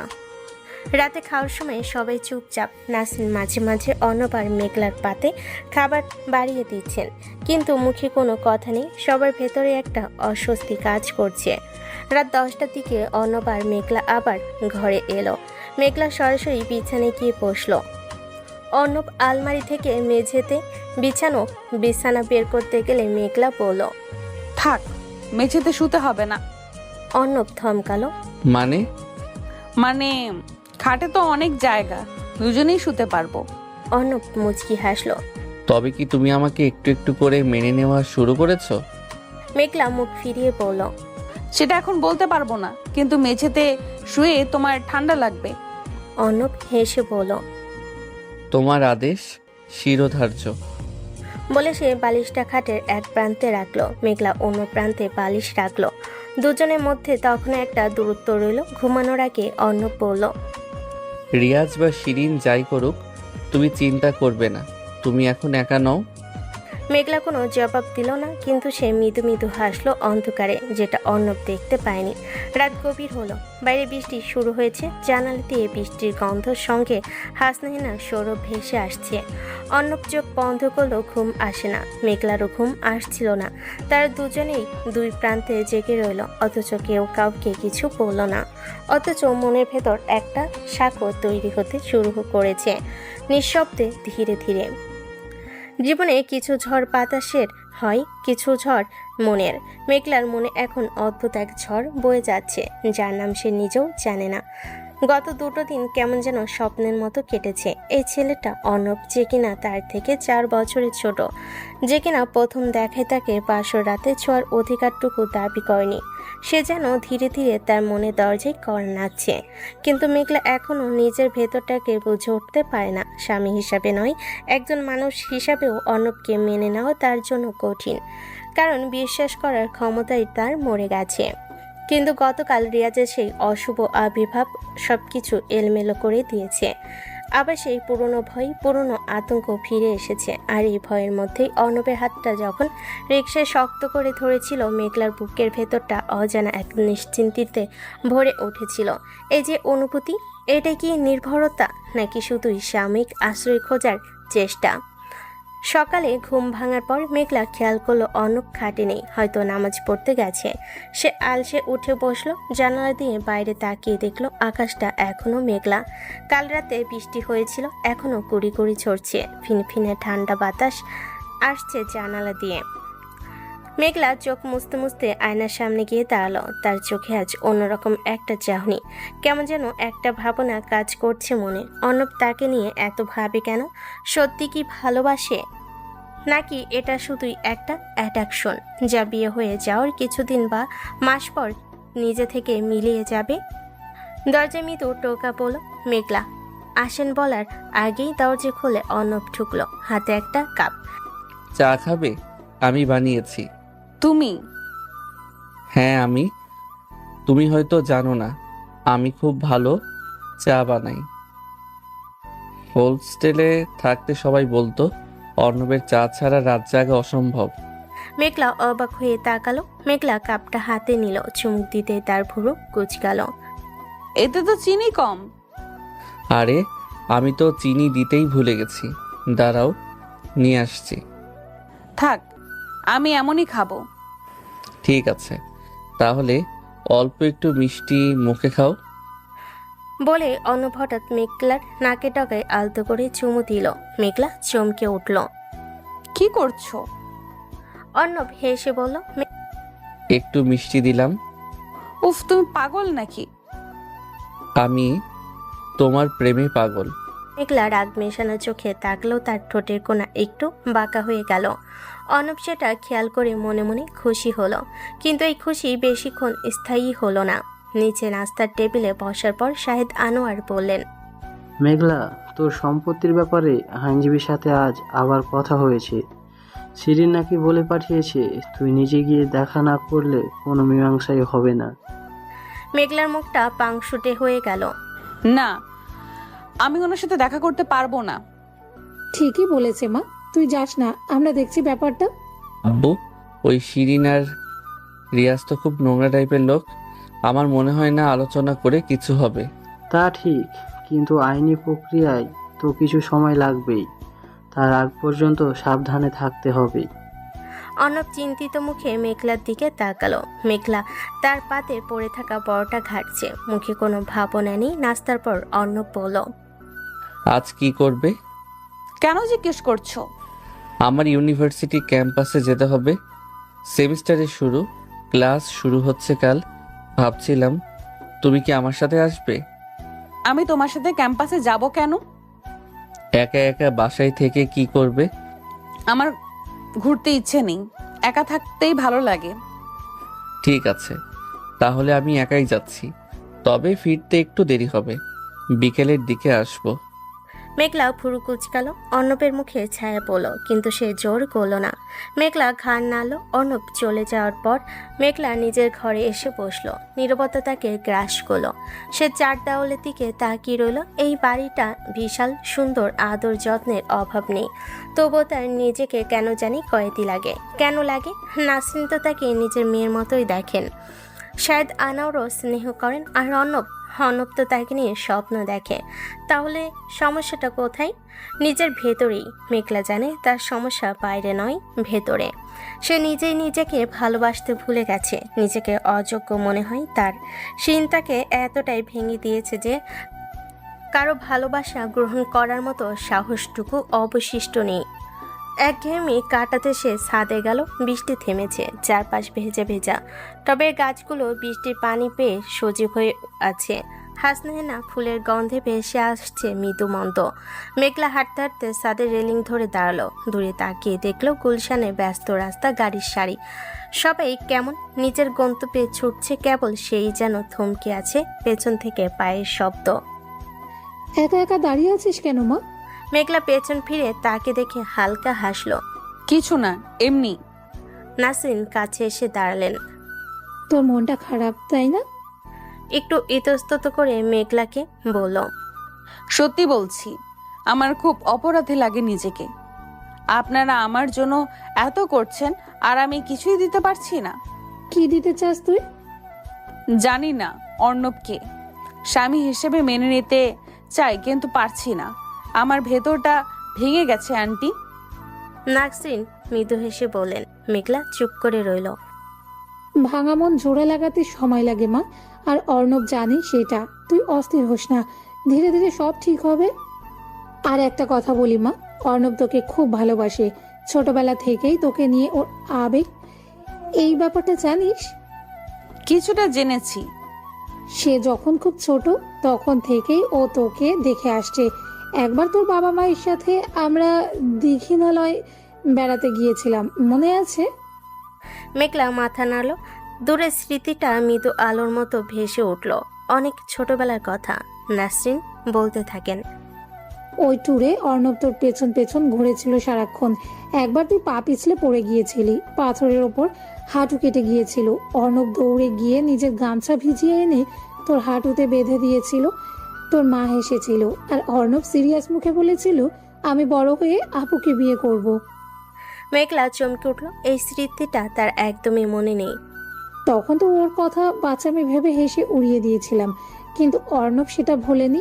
এত বছর পর যখন তোর দুর্দশার কথা জানতে পারলো, সঙ্গে সঙ্গে বলল, আমি মেঘলাকে এখনই আমাদের বাড়িতে আনবো। এই ছেলেটা তোকে খুব সিরিয়াসলি ভালোবাসে মা। মেঘলার গলা ধরে এলো। সে চোখ নামিয়ে নিল। তবে একটা জিনিস খেয়াল রাখিস, অর্ণব অল্প বয়সী, ওর মধ্যে একটা আবেগ প্রবণতা আছে যেটা অনেক সময় কন্ট্রোলের বাইরে চলে যেতে পারে। তোর বুদ্ধি আর পরিণত মন দিয়ে ওকে সামলাস, আর নিজেও নিজেকে সময় দে। মেঘলা মাথা নাড়ল। বিকেল গড়িয়ে সন্ধ্যা নেমে এলো। অর্ণব ফিরল বেশ দেরি করে। ইউনিভার্সিটি থেকে ফেরার পথে ঝড় বৃষ্টিতে আটকে গিয়েছিল। যখন বাড়ি ফিরল তার কাপড় ভিজে চুপসে গেছে, চুল থেকে পানি পড়ছে। দরজা খুলে মেঘলা অবাক হয়ে তাকালো। তোমার এ কি অবস্থা? অর্ণব মুচকি হেসে বলল, বাসে করে আসছিলাম, হঠাৎ ঝড় শুরু হলো, কোনো মতে নেমে দৌড়ে এসেছি। দৌড়ে না এসে একটা রিক্সা নিলেও তো পারতে। রিক্সা পাইনি। পাগলের মতো কাজ করেছো। এবার যদি তোমার ঠান্ডা লাগে? তুমি কি আমার জন্য চিন্তা করেছো? চিন্তা না করে পারি? এটাই তো আমি চাই। মেঘলা জবাব না দিয়ে গামছা এনে এগিয়ে দিল। অর্ণব গামছা দিয়ে চুল মুছতে মুছতে বলল, নাও, এটা তোমার। কি? অর্ণব ব্যাগ থেকে একটা কাগজের প্যাকেট বের করলো। মেঘলা প্যাকেট খুলে দেখলো একটা সিল্কের শাড়ি, সাদা রঙের উপর লাল পাড়, খুব নরম, খুব সুন্দর। এটা কেন? কেন আবার? তোমার জন্য। পছন্দ হয়েছে? হয়েছে, কিন্তু হঠাৎ করে। তুমি না বলেছিলে তোমার জীবনে রং কম? আমি তাই রং আনছি একটু একটু করে, দিনে দিনে, যতদিন না তুমি পুরো রঙিন হও। অর্ণব, তুমি এত খরচ করছো কেন? দরকার নেই এসবের। দরকার আছে, তোমার হাসির দরকার আছে আমার। মেঘলা, আমি জানি না তুমি কবে আমাকে মেনে নেবে, কিন্তু প্রতিদিন আমি একটা করে চেষ্টা করব। যদি 1000 চেষ্টার পরও তুমি না মেনে নাও, তাহলে বুঝবো আমার ভাগ্যে সুখ নেই, কিন্তু তার আগে আমি হাল ছাড়বো না। মেঘলার বুকের ভেতরটা চিনচিন করে এলো। সে শক্ত হয়ে রইল। তুমি আগে কাপড় পাল্টে নাও, ঠান্ডা লাগবে। অর্ণব কিছু বলল না, চুপচাপ বাথরুমে ঢুকলো। রাতে খাবার শেষে সবাই টিভির সামনে বসলো। শাহেদ আনোয়ার খবর দেখছেন, নাসিন পাশে বসে পানির ডিব্বা সাজাচ্ছে। অর্ণব এলোমেলোভাবে চ্যানেল ঘাটছে, আর মেঘলা এক কোণে চুপচাপ বসে আছে। হঠাৎ কলিং বেল বাজলো। এত রাতে কি? কাজের ছেলে দরজা খুলতে দেখা গেল থানার এক কনস্টেবল দাঁড়িয়ে আছে। স্যার, আপনি শাহেদ আনোয়ার? শাহেদ আনোয়ার গিয়ে বলেন, জি বলুন। স্যার, এলাকায় কিছু দুর্বৃত্তকারী ঘোরাফেরা করছেন। আপনাদের বাড়ির দিকেও নাকি নজর আছে। থানা থেকে সাবধান করতে বলেছে। কাদের নজর আমাদের দিকে? পরিচয় নিশ্চিত না, তবে গোপন খবর বলে তারা এই বাড়ি থেকে একটা মেয়ে তুলে নিয়ে যাওয়ার প্ল্যান করছে। সবাই চমকে উঠল। মেঘলার মুখ সাদা হয়ে গেল। অর্ণব উঠে দাঁড়ালো। শাহেদ আনোয়ার কনস্টেবলকে ধন্যবাদ জানিয়ে বিদায় করলেন। তারপর ভেতরে এসে বলেন, দেখলি তো, এই পর্যন্তই নামতে পারে শিরিন আর রিয়াজ। অর্ণবের চল শক্ত হয়ে গেল। আমি পুলিশে কমপ্লেন করছি। কমপ্লেন তো করবই, কিন্তু তোরা সাবধানে থাক। মেঘলা, তুই একা বাইরে বের হোস না এখন। মেঘলা কাপা গলায় বলল, ওরা নিচে নামবে সেটা ভাবতে পারিনি। ভয়ের কিছু নেই, তুমি একা নও মেঘলা, আমি আছি তোমার পাশে। রাতে ঘরে ফিরে মেঘলা চুপচাপ বিছানায় বসে রইল। অর্ণব দরজা বন্ধ করে এগিয়ে এলো। কি ভাবছো? ভাবছি আমার জন্য তোমাদের সবাই বিপদে পড়েছো। এই কথা বলবে না, তুমি এখন আমাদের পরিবারের অংশ। পরিবারের বিপদ সবার। মেঘলা কিছু বলতে যাচ্ছিল, কিন্তু অর্ণব এগিয়ে এসে তার খুব কাছে বসলো। মেঘলা অস্বস্তিতে সরে যেতে চাইল, কিন্তু অর্ণব তার হাতটা চেপে ধরল। মেঘলা, একটা কথা বলি। বলো। তুমি কি আমাকে কখনো আপন করে নিতে পারবে? মেঘলা চুপ করে রইল। অর্ণব আরো কাছে এলো। তার নিঃশ্বাস মেঘলার মুখে এসে লাগছে। আমি জানি তুমি আমাকে এখনো স্বামী হিসেবে ভাবতে পারো না, কিন্তু আমি তো তোমার স্বামী।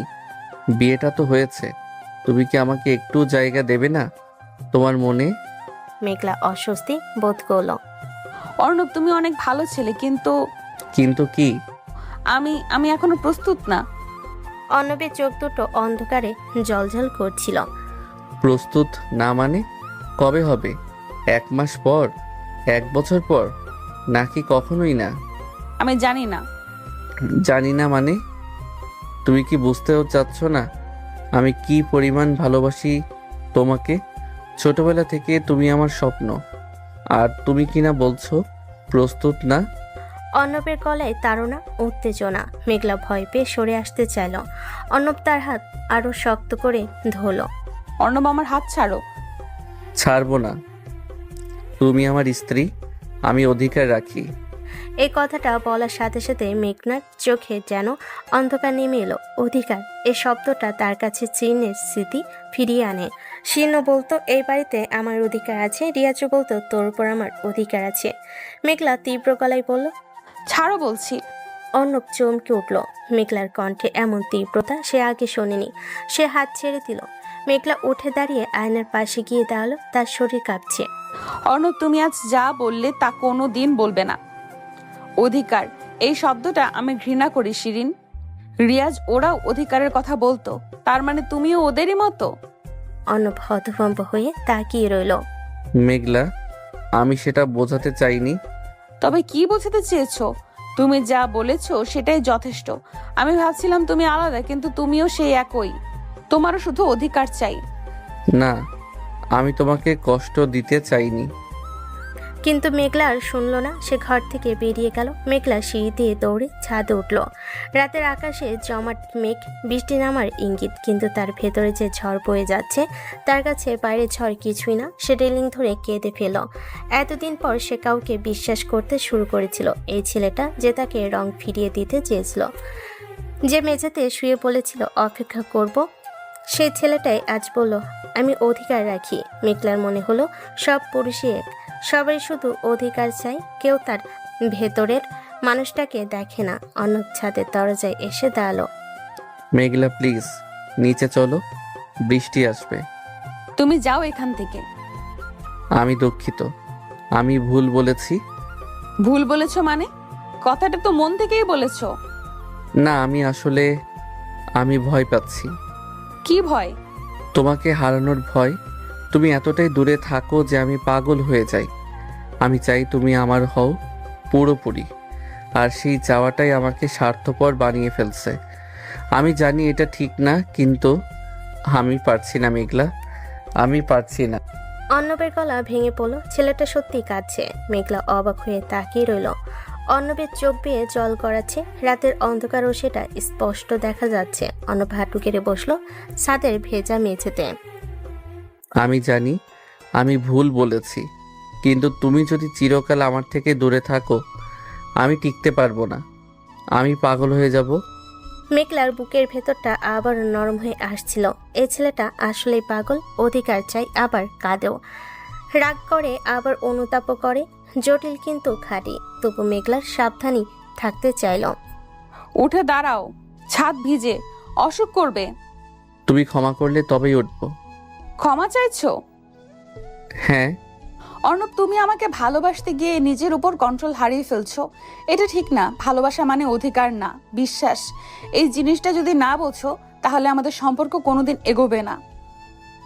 আমি জানি, কিন্তু মাঝে মাঝে ভেতরটা কেমন করে ওঠে। আমি ভাবি তুমি যদি কারোর হয়ে যাও, যদি আমাকে ছেড়ে চলে যাও, তাহলে আমি মরে যাব। মেঘলা এগিয়ে এসে অর্ণবের মাথায় হাত রাখলো। এই প্রথম সে স্বেচ্ছায় তাকে ছুঁল। আমি এখনো তোমার হইনি সেটা সত্যি, কিন্তু তার মানে এই নয় যে আমি অন্য কারোর হয়ে যাব। আমি শুধু সময় নিচ্ছি। অর্ণব মাথা তুলে তাকালো। তার চোখ তখনও ভেজা। তুমি কি একদিন আমার হবে? হতে পারি, যদি তুমি ধৈর্য ধরতে পারো। আমায় পড়তে হবে, আমি পারবো। এখন চলো নিচে। মেঘলা হাত নামিয়ে নিল। তারা নিচে নামলো। ঘরে ঢুকে মেঘলা বালিশ দুটো আবার এক প্রান্তে রাখলো, কিন্তু কিছু বলল না। অর্ণব এক পাশে ছুঁয়ে ছাদের দিকে তাকিয়ে রইল। মেঘলা অন্য পাশে শুয়ে চোখ বন্ধ করলো, কিন্তু ঘুম এলো না কারোরই। রাতের নিস্তব্ধতায় শুধু ভেসে আসছিল দূরে কোথাও বৃষ্টির কুরকুর শব্দ, আর ভেতরে ভেতরে দুটো মনের দ্বন্দ্ব। সকাল হতে না হতেই ফোন বেজে উঠল অর্ণবের। কলটা ধরতেই তার মুখ শক্ত হয়ে গেল। কি বলছেন? ফোনের অপর প্রান্ত থেকে একজন প্রতিবেশী চাচা বলেন, অর্ণব, রাতে তোমাদের বাসার নিচে দুটো ছেলে দাঁড়িয়েছিল। তারা কিছুক্ষণ গড়াগড়ি করার পর চলে গেছে, কিন্তু পাড়ার লোককে দেখেছে। তারা নাকি মেঘলার নাম ধরে ডাকাডাকি করছিল। অর্ণব ফোন কেটে দিতে মেঘলা জিজ্ঞেস করলো, কি হয়েছে? মনে হচ্ছে রিয়াজ আর শিরিনের দলের লোক, ওরা কাল রাতে এসেছিল। মেঘলার মুখ ভয়ার্ত হয়ে উঠল। অর্ণব বিছানা থেকে উঠে বলল, আজই আমি থানায় গিয়ে জিডি করব। আর তোমাকে একা কোথাও যেতে দেব না। আমি একা থাকতে চাই না অর্ণব, ভয় করছে। এই প্রথম মেঘলা নিজে থেকে বলল যে তার ভয় করছে এবং সে একা থাকতে চায় না। অর্ণব এগিয়ে সে তার পাশে বসলো, কিন্তু এবার সে হাত ধরলো না, কোনো অধিকার দেখালো না। ভয়ের দরকার নেই, আমি আছি। আর তুমি চাইলে আমি সারা জীবন থাকতে পারি, কিন্তু তুমি জানো আমি থাকবো সব সময়। মেঘলা চোখ তুলে তাকালো অর্ণবের দিকে। তার চোখে আজ আলাদা কিছু, হয়তো সম্মান, হয়তো নির্ভরতার প্রথম বীজ, কে জানে। তোড়জোড় শুরু হলো। শাহেদ আনোয়ার আইনজীবীকে ফোন করলেন। অর্ণব থানায় গেল জিডি করতে। আর নাসিন মেঘলাকে নিয়ে ঘরের ভেতরেই থাকলেন। বিকেলে অর্ণব ফিরে এসে বলল, জিডি করা হয়েছে, পুলিশ টহলও বাড়াবে, কিন্তু আরও কিছু করতে হবে। আমি ঠিক করেছি আমরা কদিনের জন্য বাড়ি বদল করব। গুলশান থেকে একটু দূরে বনানীতে আমাদের পুরনো ফ্ল্যাটটা আছে, সেখানে গেলে নিরাপত্তা একটু ভালো থাকবে। তাই হবে, তাহলে তো পুরো জিনিসপত্র। জীবনের থেকে জিনিসপত্র বড় না, কালই চলে যাব। সবে রাজি হলো। রাতে প্যাকিং চলো। মেঘলা নিজেদের ঘরে জিনিস গোছাচ্ছিল আর অর্ণব তাকে সাহায্য করছিল। এ সময় হঠাৎ মেঘলার হাত থেকে কাচের ফটো ফ্রেমটা পড়ে গেল। গতকাল অর্ণব ছবিটা তুলে এনেছিল মেঘলার বাবা মায়ের সাথে তার ছোটবেলার ছবি। ফ্রেমটা ভেঙে কাচ ছিটকে পড়লো। মেঘলা আহ বলে হাত তুলতে দেখা গেল তার আঙ্গুল কেটে রক্ত বেরোচ্ছে। অর্ণব দৌড়ে গিয়ে ফার্স্ট এইড বক্স আনলো, ব্যান্ডেজ আর ডেটল বের করে পড়ল। হাতটা দাও। মেঘলা হাত বাড়াতেই অর্ণব খুব সাবধানে রক্ত মুছিয়ে ব্যান্ডেজ পরিয়ে দিল। তার আঙ্গুলের ছোঁয়া এত নরম যেন সবচেয়ে দামি জিনিস ছোঁয়ার ভয়। কাজটা করার সময় অর্ণবের চোখ দুটোতে একগ্রতা আর মমতা যেটা মেঘলা এড়াতে পারল না। মেঘলা মৃদু গলায় বলল, থ্যাংক ইউ। অর্ণব চোখ না তুলে বলল, বলতে হয়। হয় না, কারণ তুমি আমার স্ত্রী, আর স্ত্রীর সেবা করা স্বামীর কর্তব্য। মেঘলা চুপ করে গেল, কিন্তু এবার স্ত্রীর শব্দটা কানে পিতল না, বরং এক অদ্ভুত উষ্ণতা ছড়িয়ে পড়ল বুকের ভেতর।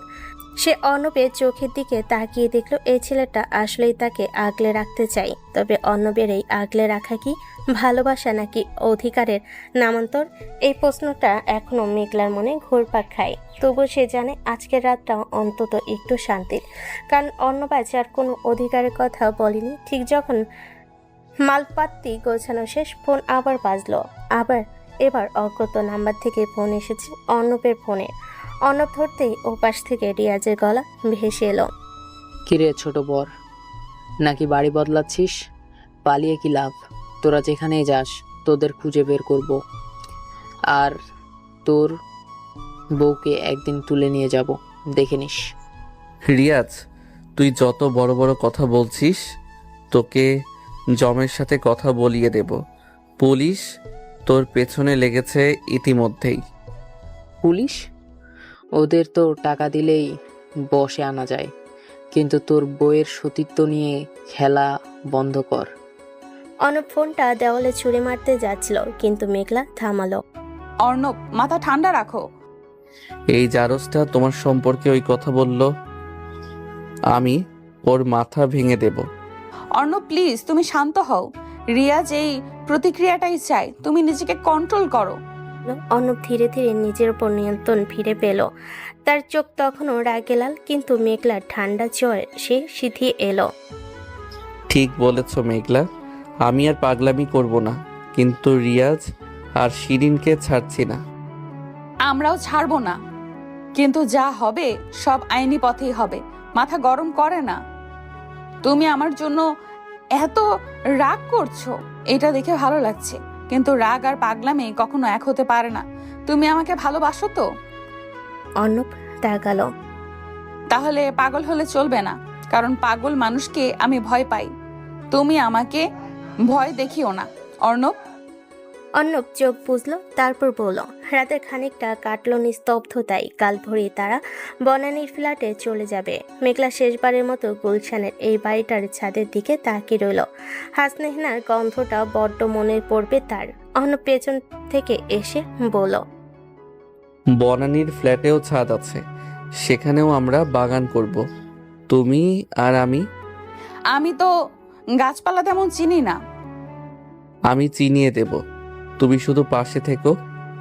থাকবো। বনানীর ফ্ল্যাটে পা রেখে মেঘলার মনে হয়েছিল এই বুঝি নতুন করে সব শুরু হবে, কিন্তু সময় গড়ানোর সাথে সাথে সে বুঝতে পারল জায়গাটা বদলালেও মানুষের ভেতরের জিনিস বদলায় না। অর্ণবের মধ্যে যে পরিবর্তন আসছিল তার নতুন জায়গায় এসেও আরও স্পষ্ট হয়ে উঠল।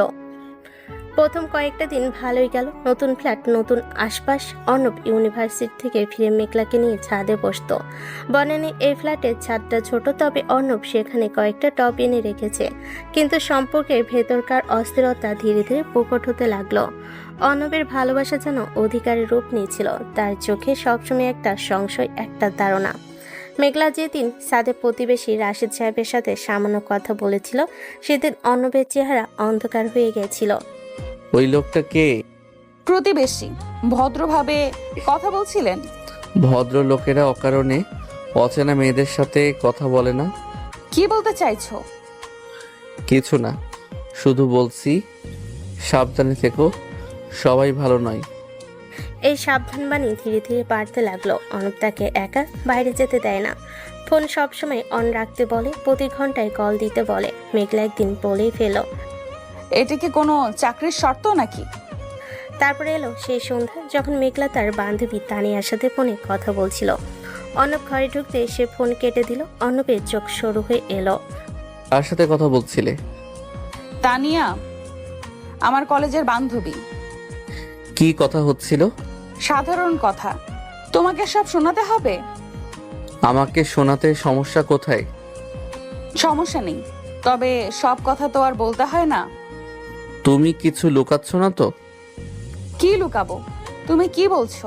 আমি তানিয়ার নাম করে কোনো পুরুষের সাথে কথা বলছিলাম? এই সন্দেহগুলো বিষ অর্ণব, বিষ ভালোবাসাকে মেরে ফেলে। এভাবে কাটছিল দিন। অর্ণবের রাগ, সন্দেহ আর মেঘলা দূরে সরে থাকার চেষ্টা, দুটো বিপরীত শক্তি তাদের সম্পর্ককে ক্ষয় করে তুলছিল। একদিন রাতে অর্ণব ফিরল বেশ রাত করে। তার চালচলন একটু আলাদা মনে হলো। সে সোজা মেঘলার পাশে এসে বসলো। মেঘলা, তুমি জানো আমি তোমাকে ছাড়া কিছুই ভাবতে পারি না। ক্লাসে বসে থাকি, চোখের সামনে তুমি ভাসো। লাইব্রেরিতে গিয়ে বই খুলি, পাতায় পাতায় তোমার মুখ দেখি। রাতে ঘুমাতে গেলে তোমার কথা ভাবতে ভাবতেই ঘুম আসে। আমি পাগল হয়ে যাচ্ছি। এটা তো ভালো না, তুমি নিজেকে কন্ট্রোল করো। কিভাবে করব?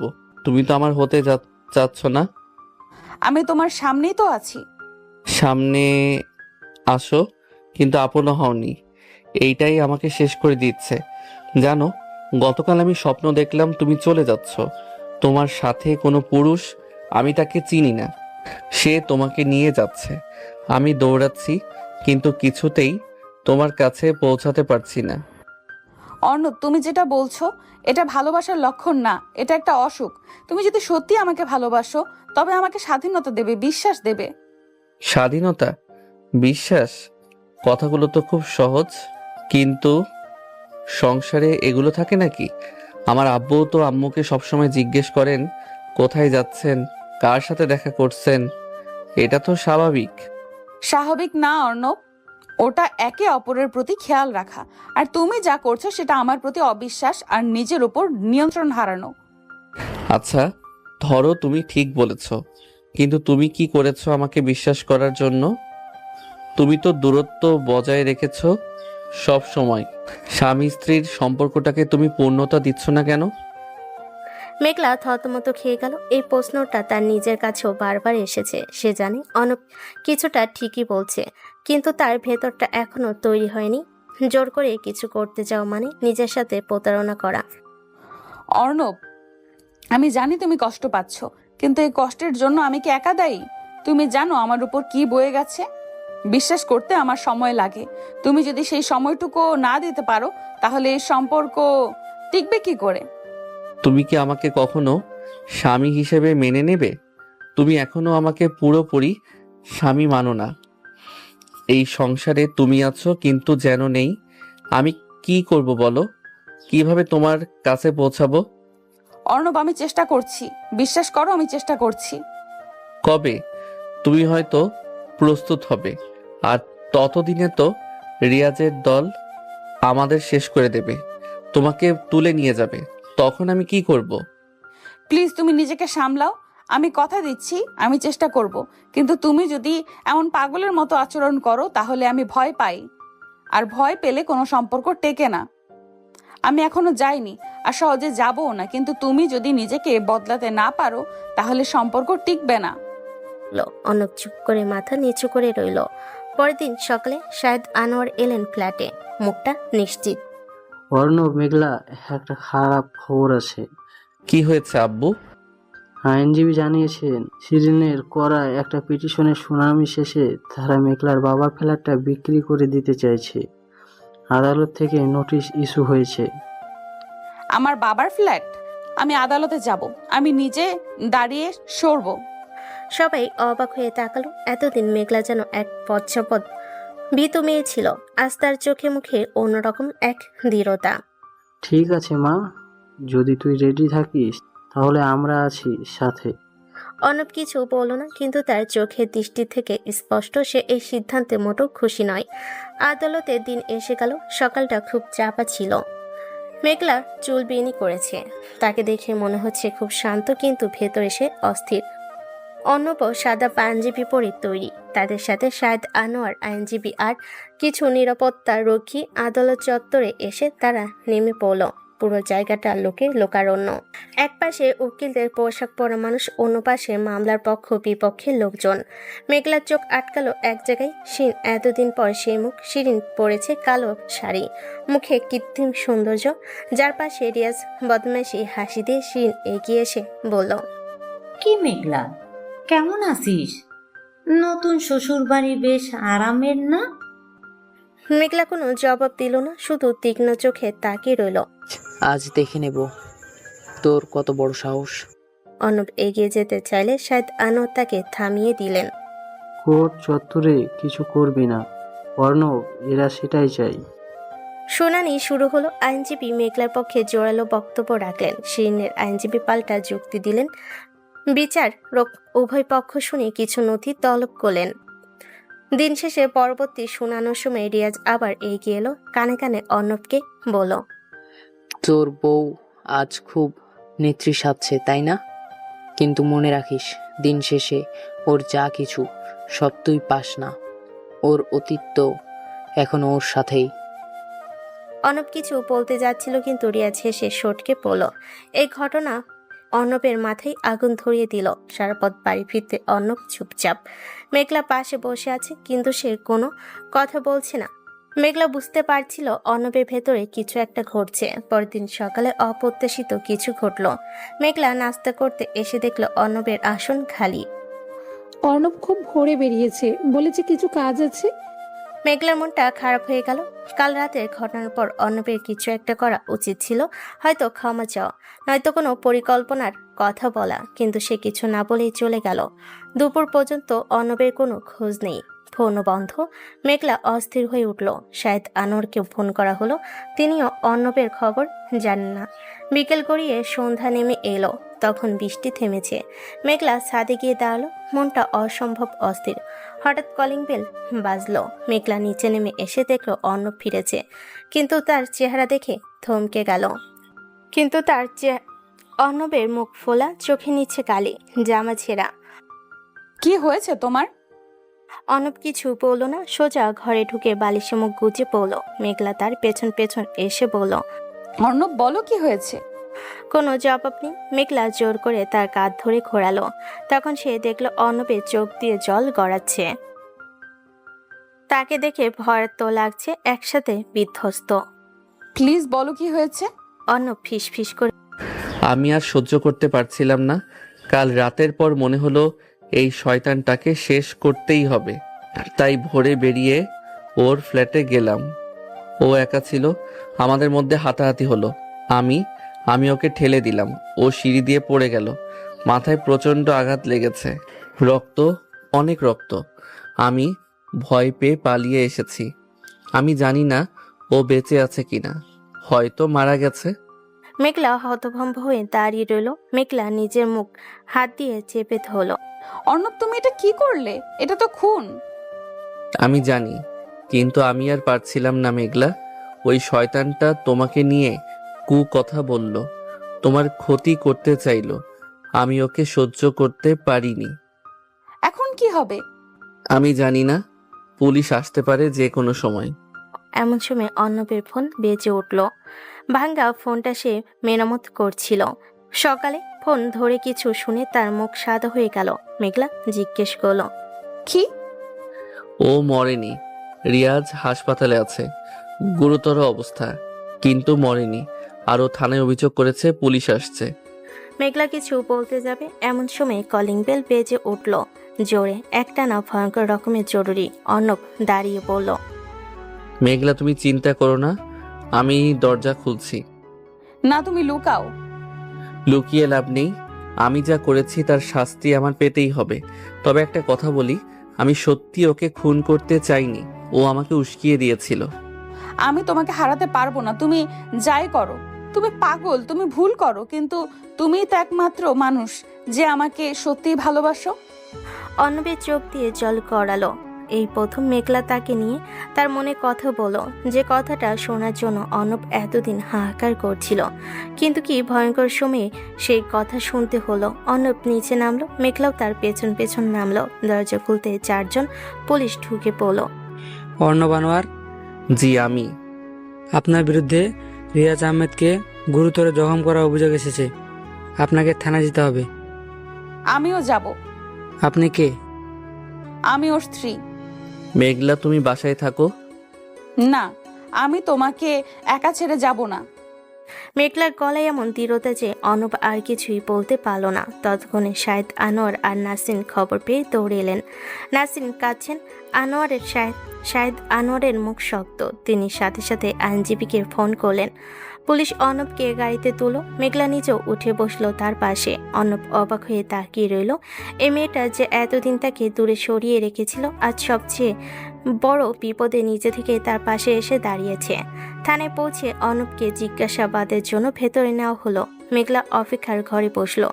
এক একে ঘটনা যা ঘটেছে সব মনে পড়ছে তার। অর্ণবের পাগলামি, রিয়াজের খোঁজা, ছাদের উপরে বৃষ্টি, আর আজকের এই গ্রেপ্তার। জীবনের সবচেয়ে অন্ধকার মুহূর্তে দাঁড়িয়ে সে বুঝতে পারল সে অর্ণবকে কতটা ভালোবাসে। কিছুক্ষণ পর দারোগা বেরিয়ে এলেন।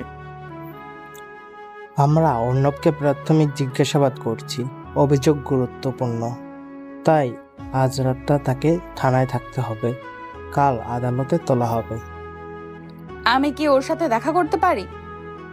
মেঘলা ভেতরে গেল। অর্ণবকে একটা বেঞ্চে বসিয়ে রাখা হয়েছে। মেঘলাকে দেখে তার চোখ চিকচিক করে উঠল। মেঘলা তুমি এখানে? কোথায় যাব? বাসায় যাও, তুমি ক্লান্ত। ক্লান্তি পরে দেখা যাবে। আগে তুমি বলো, তুমি ঠিক আছো? অর্ণব মিলান হাসলো। মেঘলার চোখে জল। আমি বলতে চেয়েছিলাম অনেক আগেই, কিন্তু ভয় পেয়েছিলাম। এখন আর ভয় নেই অর্ণব। আমি জানি তুমি পাগল, তুমি ভুল করো, কিন্তু তুমি আমাকে সত্যিই ভালোবাসো। পুলিশ ইশারা করলো, সময় শেষ। মেঘলা উঠে দাঁড়িয়ে অর্ণবের কপালে হাত রাখলো। সাবধানে থেকো, সকালে আসবো। অর্ণব চোখ বুজে সেই ছোঁয়া অনুভব করলো। পরদিন সকালে অর্ণবকে আদালতে তোলা হলো। আদালত চত্বরে লোকজন, দুই পক্ষের সমর্থক। রিয়াজ হাসপাতাল থেকে ছাড়া পেয়েছে, কিন্তু মাথায় ব্যান্ডেজ নিয়ে আদালতে এসেছে। শিরিনও এসেছে। মেঘলা, শাহেদ, আনোয়ার, নাসরিন সবাই উপস্থিত। শুনানি শুরু হলো। অর্ণবের বিরুদ্ধে গুরুতর জখমের অভিযোগ তুলল তারা। বলল অর্ণব পূর্ব পরিকল্পিতভাবে রিয়াজকে আক্রমণ করেছে। হত্যা চেষ্টার মামলা দায়ের করা হয়েছে। আইনজীবী পাল্টা যুক্তি দিলেন। আমার মক্কেল আত্মরক্ষা করেছিলেন। ঘটনার দিন সকালে রিয়াজ আহমেদ প্রথম অর্ণবকে ফোন করে হুমকি দিয়েছিলেন, যা কল রেকর্ডের মাধ্যমে প্রমাণিত হবে। এছাড়াও পূর্বে একাধিকবার রিয়াজ ও তার ফুফু শিরিন আক্তার অর্ণবের স্ত্রীকে, মেঘলাকে হত্যা ও অপহরণের হুমকি দিয়েছিলেন। থানায় জিডি আছে, সেখানে রিয়াজই প্রথম আক্রমণ করে। হাতাহাতির সময় দুর্ঘটনায় তিনি সিঁড়ি থেকে নিচে পড়ে যান। এটা কোনো হত্যা চেষ্টা নয়। বিচারক উভয় পক্ষের বক্তব্য শুনে মন্তব্য করলেন। আইনজীবী জামিনের আবেদন করলেন। রাষ্ট্রপক্ষ আপত্তি তুলল, কিন্তু যাবতীয় প্রমাণ, জিটির কপি, ফোন কল রেকর্ড, রিয়াজের আগের অপরাধের তালিকা উপস্থাপন করার পর বিচারক অর্ণবকে জামিন দিলেন। মেঘলা স্বস্তির নিঃশ্বাস পেল। অর্ণব বেরিয়ে এলো আদালত থেকে। মেঘলা তার কাছে এগিয়ে গিয়ে বলল, চলো বাসায় যাই। অর্ণব কিছু বলল না, শুধু মাথা নাড়ল। বাসে ফিরে সবাই একত্রিত হলো। নাসরিন অর্ণবকে জড়িয়ে ধরে কাঁদলেন। আমি জানতাম সত্য জয় হবেই, কিন্তু তোরা দুজন এখন থেকে খুব সাবধানে থাকবি। রিয়াজ আর শিরিন এখনো শেষ হয়নি। ওদের শেষ আমিই করব। সবাই অবাক হয়ে তাকালো। আমি আর ভয়ে পালিয়ে বেড়াবো না। আমার জীবন, আমার বাবার সম্পত্তি, আমার সংসার, এই সবের জন্য আমি নিজে দাঁড়িয়ে লড়বো। অর্ণব তাকিয়ে রইল মেঘলার দিকে। এই মেয়েটা আজ কেমন বদলে গেছে। এতদিনে ভীতু অসহায় মেঘলা কোথায় হারিয়ে গেল। সামনে যে দাঁড়িয়ে আছে সে যেন এক যোদ্ধা। রাতে ঘরে ফিরে দুজন বসে রইল। জানালা দিয়ে মৃদু বাতাস আসছে, আর দূরে শহরের আলোগুলো জলজল করছে মিটিমিটি। মেঘলা, আমি তোমার কাছে একটা কথা চাইবো। কি? আমাকে ক্ষমা করো। আমি পাগলের মতো ব্যবহার করেছি, তোমাকে সন্দেহ করেছি, বন্দি করে রাখতে চেয়েছি। আমি জানি এগুলো অন্যায় ছিল। তুমি যদি আমাকে ক্ষমা না করো, আমি নিজেকে কোনোদিন ক্ষমা করতে পারবো না। অর্ণব, তুমি ভুল করেছো, কিন্তু আমিও করেছি। তোমাকে দূরে সরিয়ে রেখে আমি সম্পর্কটাকে এগোতে দেইনি। তুমি পাগল হয়েছো আমার জন্য, আর আমি পাথর হয়েছি। কিন্তু কাল যখন পুলিশ দরজায় এলো, তখন আমার মনে হলো যখন হারিয়ে ফেলি তোমাকে, তাহলে আমি আর কোনো দিন বাঁচতে পারবো না। মেঘলা, আমি তোমাকে কথা দিচ্ছি, আজ থেকে আমি আর কোনোদিন তোমার উপর জোর করব না। তোমার স্বাধীনতা, তোমার ইচ্ছা সব কিছুর আগে থাকবে। আমি শুধু চাই তুমি হাসো। মেঘলা হেসে ফেল। সে হাসিটা অর্ণবের চোখে স্বর্গের আলো এনে দিল। পরের দিন থেকে শুরু হলো মেঘলার লড়াই। সে নিজে আদালতে গিয়ে সাক্ষ্য দিল। শিরিনের অত্যাচার, রিয়াজের উৎপাত, বাবার সম্পত্তি আত্মসাতের চেষ্টা, সবকিছু খুলে বলল। তার সাহস দেখে সবাই অবাক। শিরিন আদালতে মিথ্যা কান্নাকাটি করছিল, কিন্তু বিচারক তার ধূর্ততা ধরতে পারেন। দীর্ঘ শুনানি শেষে আদালত রায় দিল, শিরিনকে মেঘলার বাবার ফ্ল্যাট ও সম্পত্তি ফিরিয়ে দিতে হবে। রিয়াজের বিরুদ্ধে হুমকি, নারী নির্যাতন ও মারধরের অভিযোগের মামলা চলবে। অর্ণবের বিরুদ্ধে হত্যা চেষ্টার মামলা খারিজ হয়ে গেল। আদালত থেকে বের হওয়ার সময় রিয়াজ আর শিরিনের মুখ কালো হয়ে গিয়েছিল। মেঘলা তাদের দিকে তাকিয়ে বলল, আমার জীবন থেকে তোমার অধ্যায় শেষ। বাড়ি ফিরে সবাই মিলে একসাথে খেতে বসলো। নাসিন রান্না করেছেন মেঘলার পছন্দের ইলিশ মাছ, অর্ণবের পছন্দের গরু মাংস, আর শাহেদ আনোয়ারের জন্য ডাল। টেবিল ভর্তি খাবার আর সবার মুখে হাসি। আজকের দিনটা আমাদের জীবনের একটা স্মরণীয় দিন। মেঘলা, তুই প্রমাণ করলি মেয়েরা চাইলে সব পারে। মেঘলা লজ্জা পেল। আপনাদের সমর্থন না থাকলে আমি পারতাম না। এখন তোরা দুজন একটু সুখে থাকার চেষ্টা কর। অনেক ঝড়ঝাপটা সহ্য করেছিস। এখন রাত, জানালা খোলা, বাতাস আসছে। মেঘলা আর অর্ণব নিজেদের ঘরে। আজকের রাতটা আলাদা। কোনো তাড়া নেই, কোনো ভয় নেই, কোনো সন্দেহ নেই। শুধু দুটো মানুষ যারা একে অপরকে পুরোপুরি মেনে নিয়েছে। মেঘলা নকশি কাঁথাটা পিছিয়ে দিল। অর্ণব যেটা কিনে দিয়েছিল আজাদ মার্কেট থেকে, তার উপর বসলো। অর্ণব পাশে বসতে গেলে মেঘলা বলল, দাঁড়াও, একটা কথা আগে বলি। বাসরাতে তুমি বলেছিলে তুমি যতদিন না আমি রাজি হই তুমি আমাকে ছোবে না, মনে আছে? খুব মনে আছে। আমি রাজি। অর্ণবের বুকের ভেতর ধক করে উঠল। মেঘলা, তুমি নিশ্চিত? নিশ্চিত, আর কোনো সন্দেহ নেই আমার। অর্ণব ধীরে ধীরে মেঘলার হাত ধরল, তারপর কানে কাছে ফিস ফিস করে বলল, আমি জানতাম এই দিন আসবে। এই প্রতীক্ষায় আমাকে সুন্দর করে ভেবেছে, আবার করেছে।